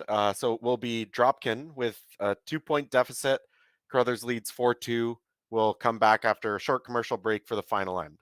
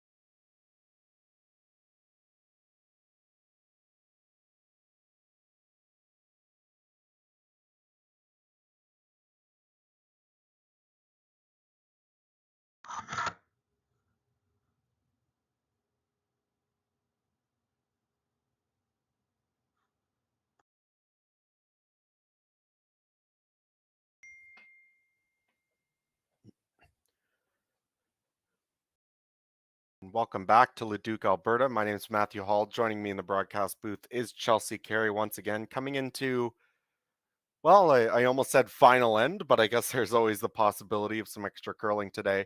Looking at this situation, though, obviously Dropkin has to score two to have a chance, and that's fairly obvious. But these are always the interesting situations where when you come down to the end of this end and you have maybe an easy shot for two or a very difficult shot for three, I think a lot of times you'll see these top teams take on that shot for three where it's very unlikely that they make it, but it's probably more likely to make that shot to win the game now than it is to steal the extra against a good team like this.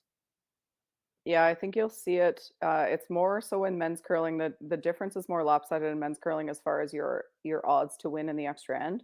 So I mentioned earlier, I think it's somewhere in the 85 to 90% range. I might even be lowballing that a little bit, that the team with the hammer will win. So if your chances to make some kind of crazy slash double or something are 18%, that's still a better chance than you winning in the extra end. So you try it. In women's curling, it's a little bit more divided. I think it's closer to 70-30, something like that, that you might steal. So then again, you just weigh your like how often do I make this out of 10? If it's more than 3, then I throw it. If it's less than 3, then I probably don't. I take my 1 and go to the extra. So it becomes a numbers game to some degree. It also depends a little bit on ice conditions, on your opponent and what they've been doing that day and all that kind of stuff. But yeah, I mean, I think in men's curling, you're almost always going to see them take on a chance to win the game if they have it. For sure. And just looking at the setup here, we see two not quite center line rocks for Reid Carruthers. One of them just biting the top left side of the forefoot, and he throws up a halfway tight guard after that. Korey, I mean, it's fairly straightforward. There's no real discussion. Tosses up two corner guards. Now, do you care whether or not you throw the two corner guards on the same side or you split the ice, or is it sort of you see where the first one goes and make the decision after that? Yeah, for me personally, I think it's easier to throw them on the same side to not leave a double peel because you can line them up a little bit better. If they're off at all on the opposite side, it lines up the double peel. In this case, it turns out that the yellow rocks are sort of in the way of the double peel anyway, so it Yeah. doesn't matter. Every team has their own kind of, again, their own sort of view on that, and it's likely based on your success rate or anything. Um, so yeah, I think it depends, but for sure, if you end up with one accidentally, if you're trying to throw two on the same side and the first one ends up in the middle, then you split them. And if you're Mhm. trying to throw, one on either side and the first one ends up long, well, then you have to go around it. So sometimes the execution can dictate where the second guard goes. Absolutely. And I just took a look at the other stream, and we do have handshakes on the other sheet. It looks like it was score of two, it seems, for Tanner No, Horgan Horgan. Horgan was one up with coming home, so Oh, it was okay. just basically a run out of rock situation. So Tanner got one and wins that game, so that will eliminate Rylan Kleider and the new team Tanner Horgan into the playoffs, featuring the Horgan brothers along with Darren Molding and Colin Hodgson, formerly of Team Mike McEwen and Reid Carruthers. Right. So maybe could be looking forward to a bit of a rematch, Reid Carruthers rematch later in the playoffs. Now, you're of course very familiar with Colin. You've played mixed doubles with him for the last number of years, I believe. Or is the plan to still continue doing that this season? Yeah, that's the plan. It's a bit tough to plan it with both of our full men's and women's schedules, but we're hoping to get a couple events in and hopefully get into nationals and make some noise. We'll see what happens. But yeah, it's been a great partnership. Colin is one of my best friends. In his wedding party next summer, we've just been really, really close for a long time. So then when mixed doubles came up, it just made sense. And I think that it's smart in mixed doubles to have a back end player and a front end player. So you have a sweeper and a line caller, and that's what we do. So it works really good. He sweeps all the rocks, and I just yell at him. It's great.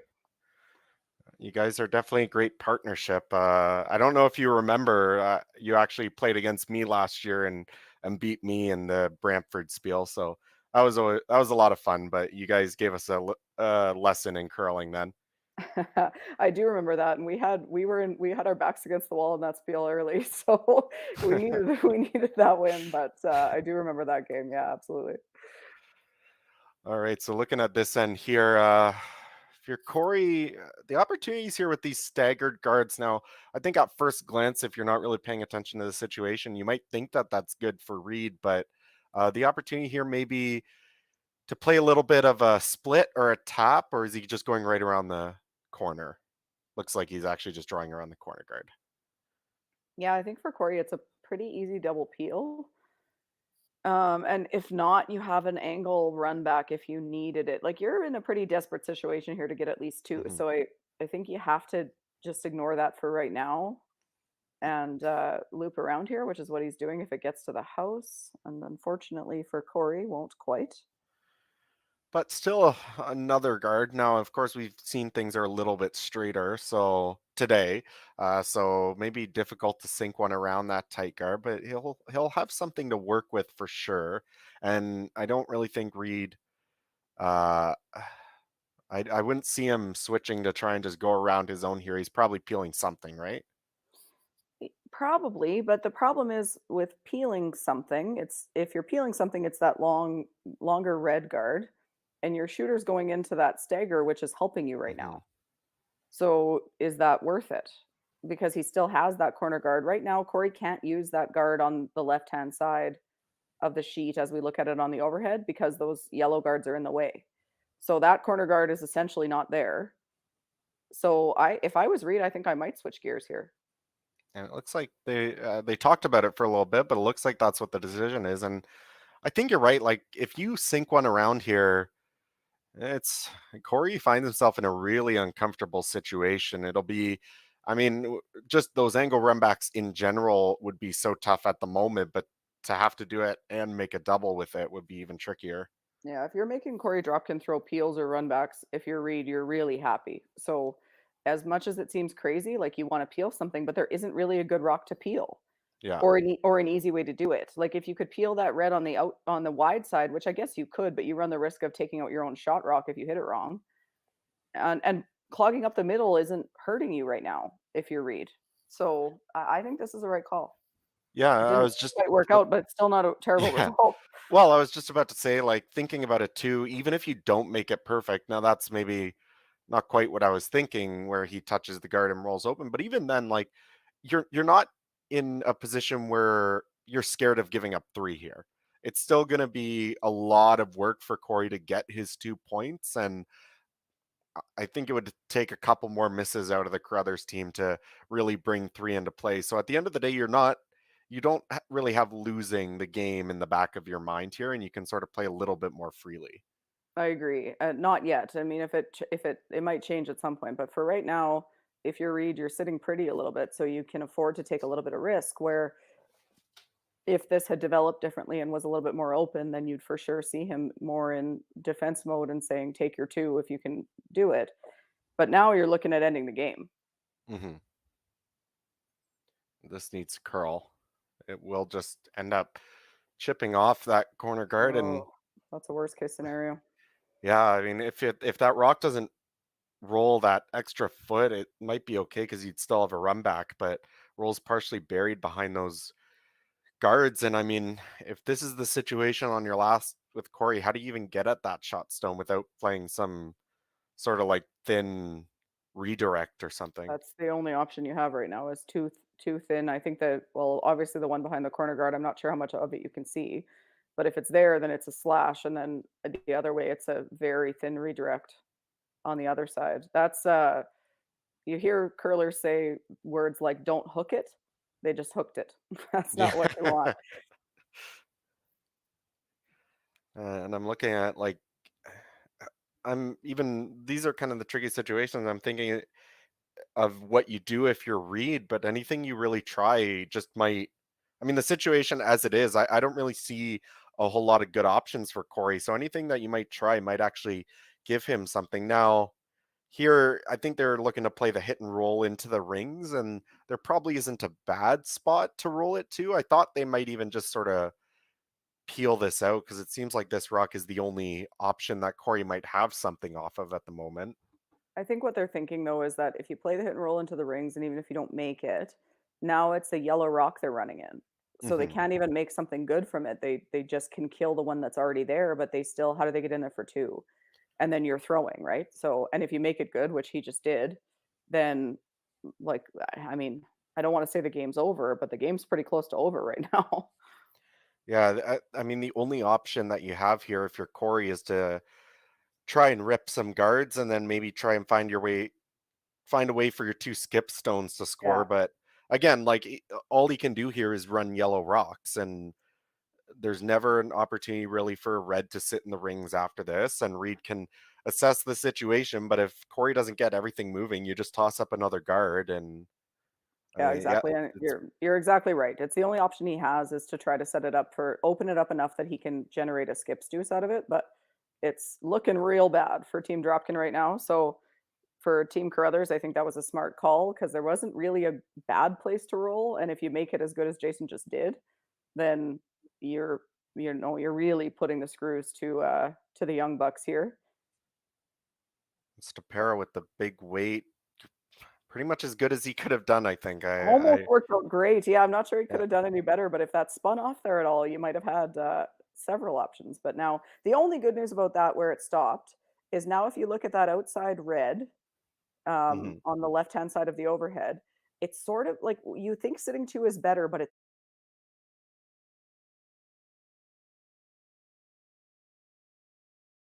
to throw at some point. So that's the only slight bit of good news for Team Dropkin right now. Yeah, it's a bit of a pocket to It aim is, yeah. at with that run back, and I think if you're Reid, I was saying, well, if there's a pocket there, can you maneuver them around? And I was almost thinking it's like maybe that's something you would do on Reid's shot, not necessarily Jason's last. But as I'm looking at it, I mean, if you throw up the guard, he has to throw the run back, Like pretty I much. wonder, Like I would be tempted to hit that red guard. I was looking at that, and I think ideally you roll about a rock Yeah, and and still but guard. anywhere on the inside, like even if you roll over and punch your yellow a little bit, I think it's Mhm. okay. It looks like they've decided to come in, and I think this works too as long as you come down to that stone in the top of the forefoot and you push it back. As long as you don't roll open into the hole where you're going to leave Corey a hit and roll or something. Yeah, But they're making this hole look easy. That's not that easy a shot. That was my only hesitation. This is the best result for sure. The best it's one of those the best guard is the second shot, but in this case it's third shot. mhm. But it's I mean, they made that look pretty simple. That's not that big a hole for a draw, but apparently they know what they're doing. What have they left here? It's difficult to tell with the overhead. Could you ever throw big weight hit, make it through that hole, hit the yellow on the left, and make the Yeah, double sort of stick in there? if that's available, then it's the shot to play for sure. It looks tough to me, but what you probably could do is run the red in on that angle, but the problem then is that you roll away. Mhm. And I If think you could that's sort of your last resort too. If you ever do that now yeah, and you don't make it, well, totally.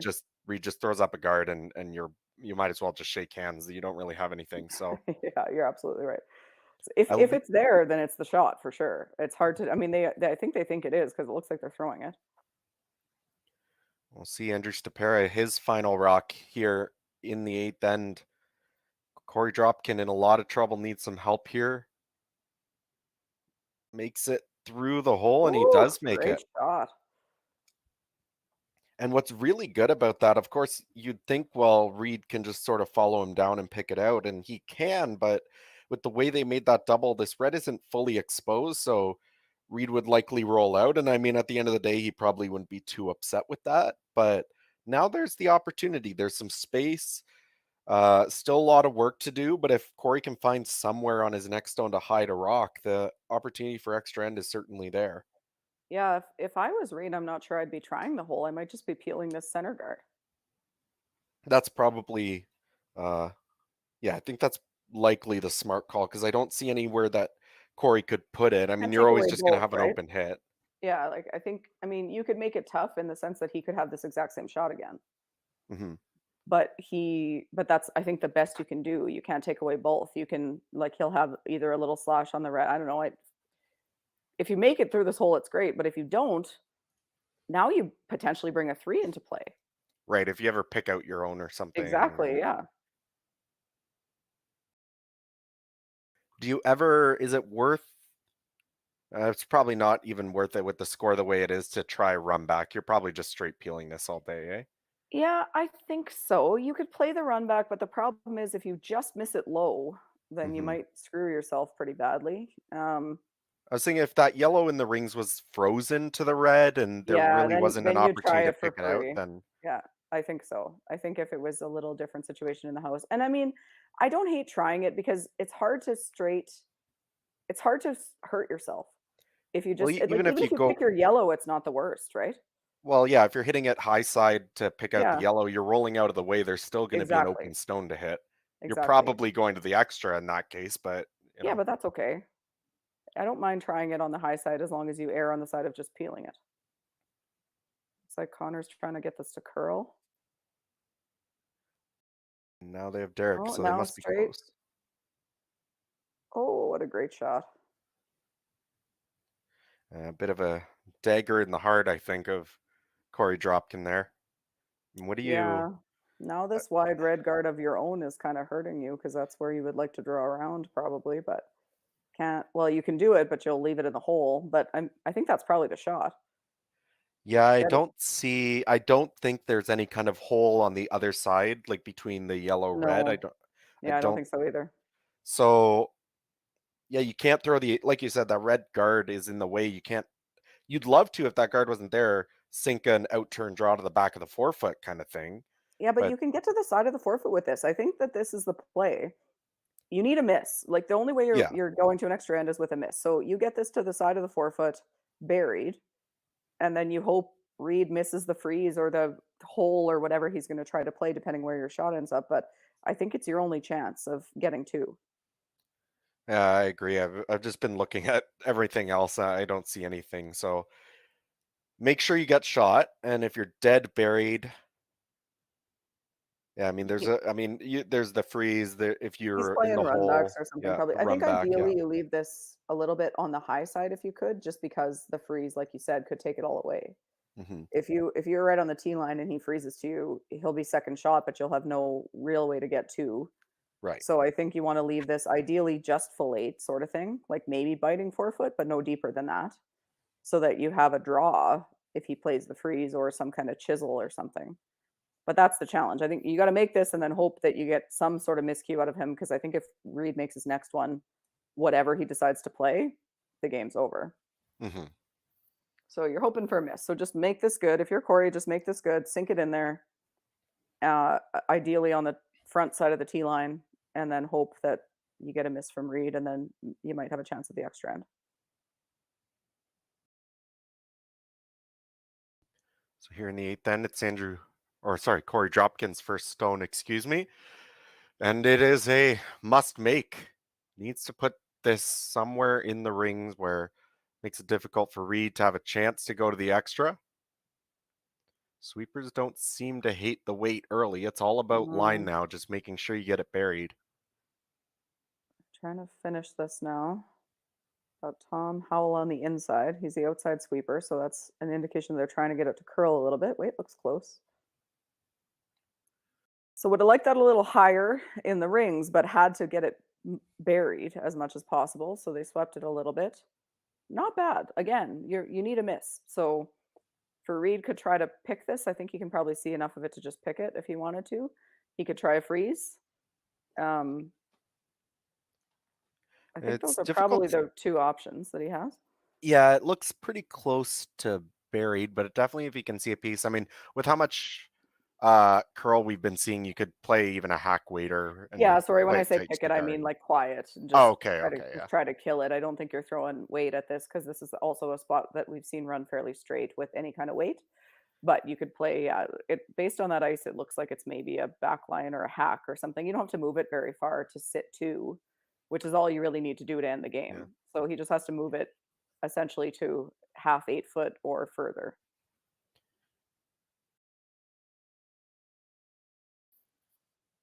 So delicate shot here. Of course, if he removes it from play, it's game over, but only needs to push it a foot or two to sit. I think even if he just sits two, it's good enough, but don't need to push it far to sit three. So final rock here in the eighth end for Reid Carruthers and the chance to put this game on ice.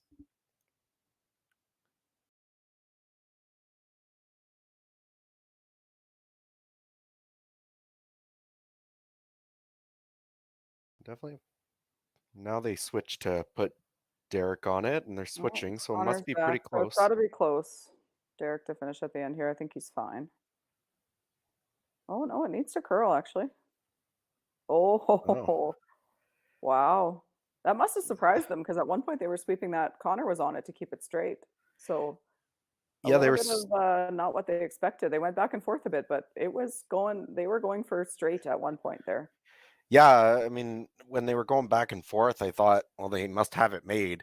And then as it got to the hog line, I was like, well, that actually looks like it's getting by the guard by quite a bit. So, Yeah, it almost looked like it was going backwards a little bit. So a little straighter than they expected, I would suggest, just because of like you said, the back and forth usually is a pretty good indicator that you're close.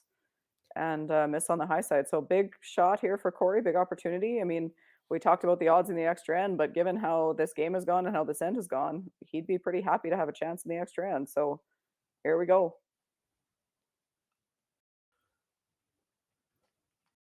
final stone in the eighth needs full eight to score his second point and push this game to an extra end. Tom Howell on the left, Mark Fenner on the right as we look at the overhead. They seem to like the weight, so it's all about can it get enough curl to get into the full 8 foot for their second point. Just needs full eight here. So Tom Howell on the inside, again, trying to make a curl, but no mistake there by Korey Dropkin. Great management by the sweepers. And we have bonus curling. We're getting some value for our money here. 9 ends for the price of 8. 2 points there for Korey Dropkin. He'll tie up the game 4-4 after 8 ends. So we're going to go one more. They're going to bring the rocks down to the other end. We'll break quickly for commercial. And as soon as they start, we'll be right back in it.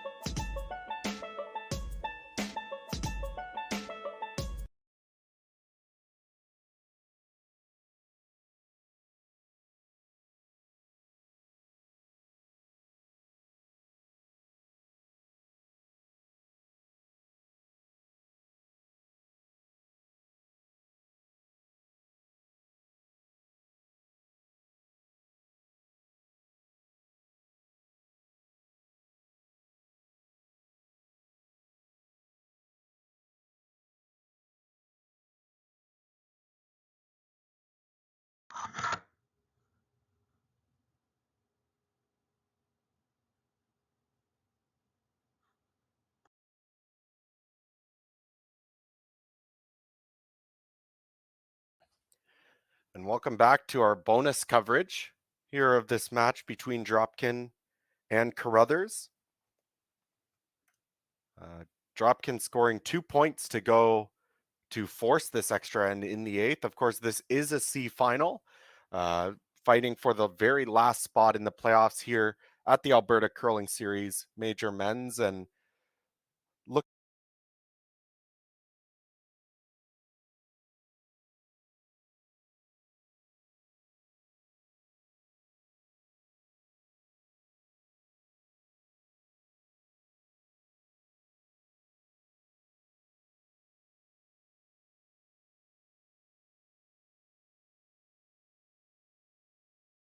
game, I think we're in for some really exciting matchups in the playoffs. We got some good teams. Yannick Schwaller, Marco Hosley out of Switzerland. Team Yanagisawa doing very well in Martinsville, making the final last week and find themselves in the playoffs once again. Of course, John Epping, a perennial contender in the tour events in the last few.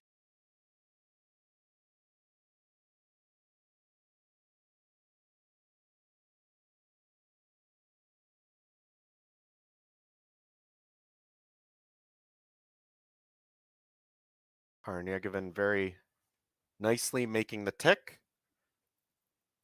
They're moving that redstone out of play, and really no option. I think if you're Korey, you got to toss up another center guard here and hope he doesn't make a second tick. Yeah, that's the challenge with being tied without. It's the proficiency with which ticks are made these days, especially on the men's side, but in both, it's a pretty common shot now. It's practiced a lot. Teams are really comfortable with it from both a throwing, line calling, sweeping perspective. It's just become a pretty makeable shot, which is why you've seen a few sort of nods to potentially making a rule against throwing it. Hasn't come into play fully yet, but that's certainly being talked about and has been tested at Worlds and Slams. So we'll see if it stays around. But yeah, it's hard to and Connor Negevin, one of the best leads in the game, is going to always be close on these. And I wanted to ask you while we're on the topic, I know they implemented the no tick rule in at the World Championships. I can't remember. Did they also do it at one of the slams last year? They've done it a few slams, but only in the last end. Okay. Typically. So it's not been for the whole game. It's just been playing 8 or the extra or whatever. But I do think you're going to see it. My issue with it is that the corner guard tick is actually easier to me than the center guard tick is, because you're just trying to punch it in the house. Mm-hmm. So I don't think it's fair to do something about one of them and not about the other one, because I think the 3 rock rule and the 4 rock rule did that a little bit. When in the 3 rock rule, you sort of gave the advantage to the team without the hammer because you didn't get 2 corner guards. So the team with the hammer kind of got the short end of the stick, and the team without the hammer got the good benefit of having 2 guards. And that shouldn't be the case. The hammer team should have the advantage. And I think that you're doing that again by eliminating the center guard tick, but not the corner guard tick. So now the team with the hammer can have their rocks ticked, but the team without the hammer won't. And I'm not sure I buy that, but I do think that something needs to be done about ticks, because we want offense in the game. We want it to be exciting for TV, for the fans, and the ticks sort of take that away. Like, as a player, I love them. Like, don't get me wrong. Selfishly, I want them to keep them. But for the betterment of curling, I think that something probably needs to change, but I'm not certain that I buy just the center guard tick being the issue. Yeah, I wasn't sure when it was first announced. I was sort of against it. Initially, I'm not really a fan of, I think the tick is obviously a skill and it's a tool that the teams have, and I'm not necessarily a fan of just taking away a play that a team can do when it's sort of in their skill set. But at the end of the day, these rules are in place, or at least they're trying them to make the game more entertaining. Exactly. And Well, I totally agree with you. Like I say, as a player, I want the tick because I right. want it's like my team's good at it. We always practice it with every team I've been a part of. So selfishly, yeah. But selfishly, I want to be able to. I don't want free guard zone. I want to be able to peel all the rocks when I'm up. Like we've Mm-hmm. had to make rule changes. It's every sport. We've had to make rule changes for the betterment of the game in the sense of making it more exciting. And I think that the tick makes sense for that. But as a player, I'm with you. Yeah, and at the end of the day, whatever the rules are, I mean, they could make up a completely new set of rules if they wanted. Eventually, people are just going to adapt to it, and they're going to learn Absolutely. to play the new game. We saw it with the 5 rock rule. I mean, when it was first implemented and teams were still getting used to it, we saw a lot more threes at the end of games, like teams able to claw their way back. And I think uh, nowadays teams have gotten so used to it and they've learned how to properly defend against it that now we're sort of back to the same old question. Well, now what can we do? And I think regardless of what the rule is, teams are going to be able to adjust and it'll all sort of tend back to the norm in a couple years afterwards. But if it improves the fan experience, if it maybe takes that 90% win chance in an extra down to even 80, that's just more exciting for fans to watch. It's going to get more people coming to events and sticking around till the end of games, and that's ultimately what we want to see. Yeah, I agree. I for sure everything's going to end up sort of normalizing, and it's always going to be an issue of like where do we move the bar now? But I think that at the end of the day, what we want is for like as players, it's great. You obviously want to win, obviously, right? So that's easy enough. We as players, we want the rules to be a certain way, but I think it's important to take yourself out of the equation and think about it from a fan perspective. If I'm looking at other leagues, if I'm talking about the NFL or the NHL or whatever, and then I'm just a fan, I want the rules to be such that it's going to be exciting and that it's not going to, I mean, in theory, as little as possible, be a blowout. Hmm. So that's, like you don't want the game to be over when somebody's one up or tied. And right now it isn't, but it's closer than fans would probably like it to be to being over. So yeah, I think it's just one of those things. So you're trying to balance the fan experience with the integrity of the game.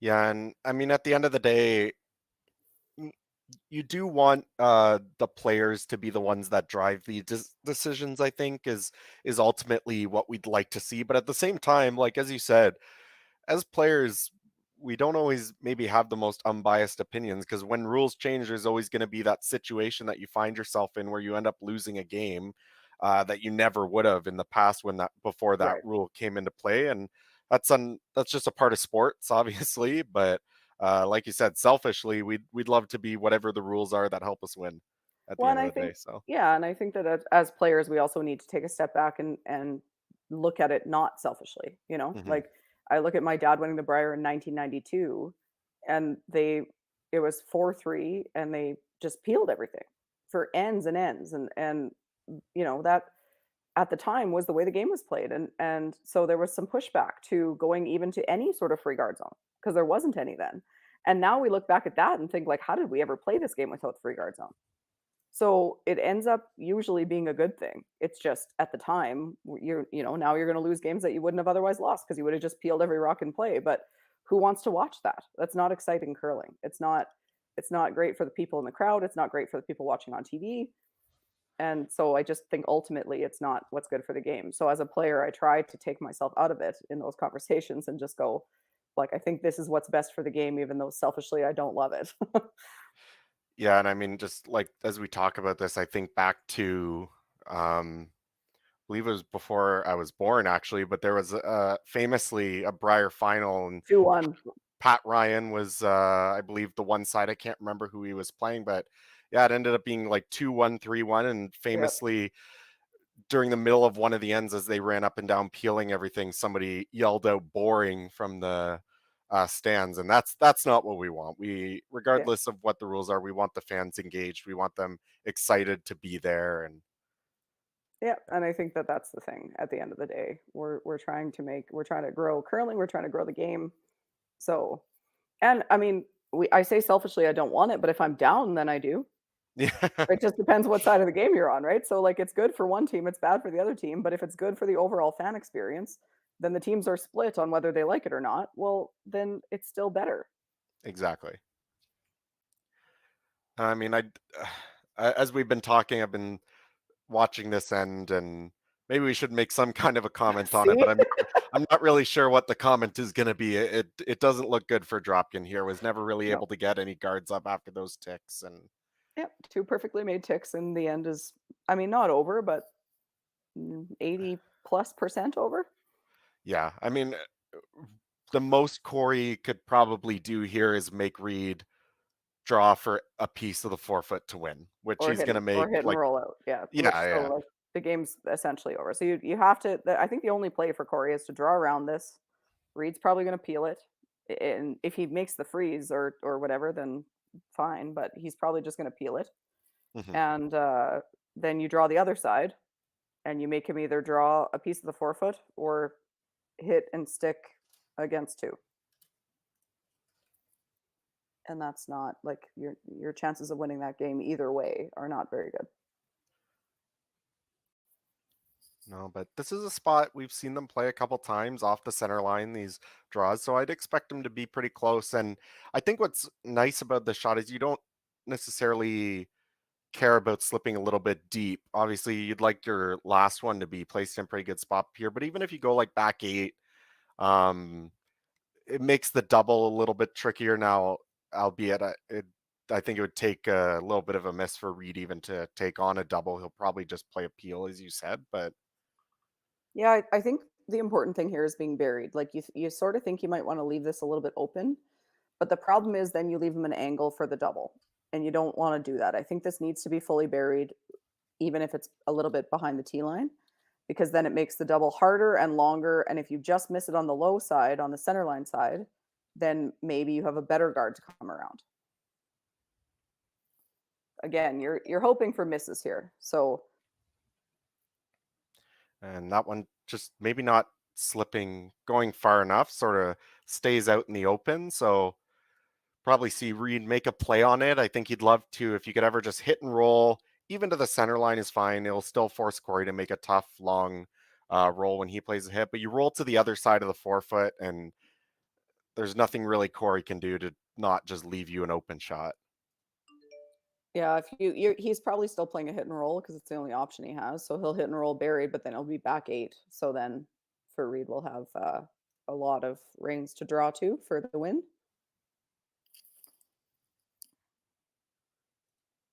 We haven't seen many errors from Reid Carruthers on his draw weight so far. So have to like his chances of making that. So yeah, for Reid trying to roll ideally to the other edge of the forefoot. If you could probably place it anywhere, you'd be sort of right biting the edge of the forefoot so that Korey would have a hard time drawing and being buried and shot, and also will be rolling behind the tee line if he does play the hit and roll.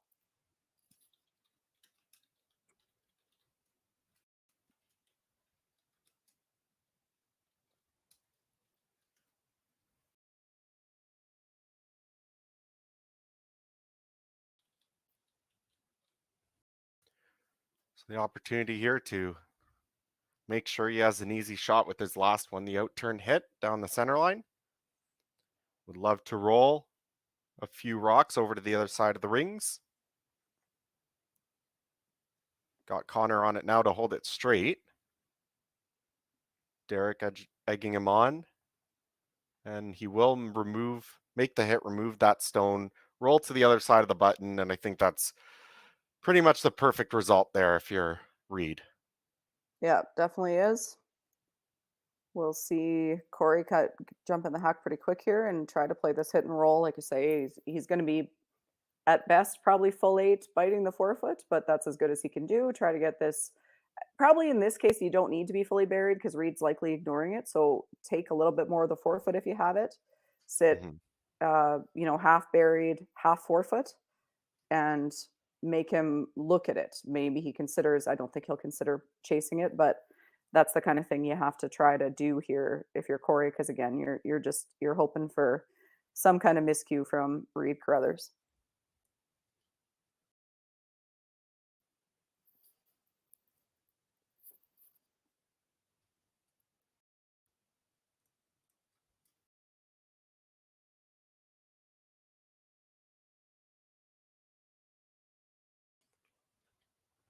Well, it's really close. Is About as good pretty as you could do. pretty much as good as you could do. Could have maybe left it a little bit more open, but you're making him hit full four. So, given how this end has gone and how this game has gone, if you're Korey Dropkin, you're pretty happy to have a chance right now. That being said, I quite like Reid Carruthers' chance of making this shot. And this was a shot he made a few ends ago, albeit I think it was on the other side of the sheet, but I do remember him making a draw to the forefoot for his single point earlier this game. So they should have a good idea what the speed is, and as long as the sweepers aren't completely backing off out of his hand, I think he'll have a pretty good chance. Yeah, again, the same thing I said the last time he made it. You've got two really good sweepers. They're big, they're strong guys. They're also just smart sweepers. They manage rocks very well. So give them a chance to kind of guide this in there for you. And yeah, if I were to bet, I would bet on him making this. But we'll see what happens. That's why we throw it. And as you say, that final rock here in the ninth end of play, the extra end, Reid Carruthers needing a piece of the forefoot here to move on to the quarterfinals. Sweepers are on it early, and they haven't really looked up yet. Could it be a little bit light? It was a little bit panicky early. They got to go. I think it's Need okay, but they got to go. need a piece of the red to It's win close. It's it. close. It's close. Oh, what a great sweep. I think they just got it there. They pounded that right out of his hand. Wow, an amazing sweep. I'm sure Reid will have to send a little bit extra of whatever they end up winning this weekend to Derek and Connor after that one. They are taking a long look at it, but I'm pretty sure. Yeah, Yeah, and there's the hand. Dropkin extends the hand. He will concede the game. Reid Carruthers scores his single point. He'll take a 5-4 victory and move on to the quarterfinals where they will play Riku Yanagasawa out of Japan. Other quarterfinal matchups all going off at 7 p.m. Mountain Time, 9 o'clock Eastern. We'll have Yannick Schwaller against Aaron Sluchinski, Marco Hosley against Ryan Wiebe, and John Epping against Tanner Horgan. And you can catch all of those games on Curling Zone, Curling Zone's YouTube channel presented by Curling Stadium. I'm Matthew Hall. Chelsea, thank you so much for joining me tonight. I hope we get the chance to do this again sometime soon. And thank you to everyone at home for inviting us into your homes and letting us bring this curling matchup to you. For now, though, I wish you a good night, and we'll see you back here again in just under 2 hours as we see the quarterfinals.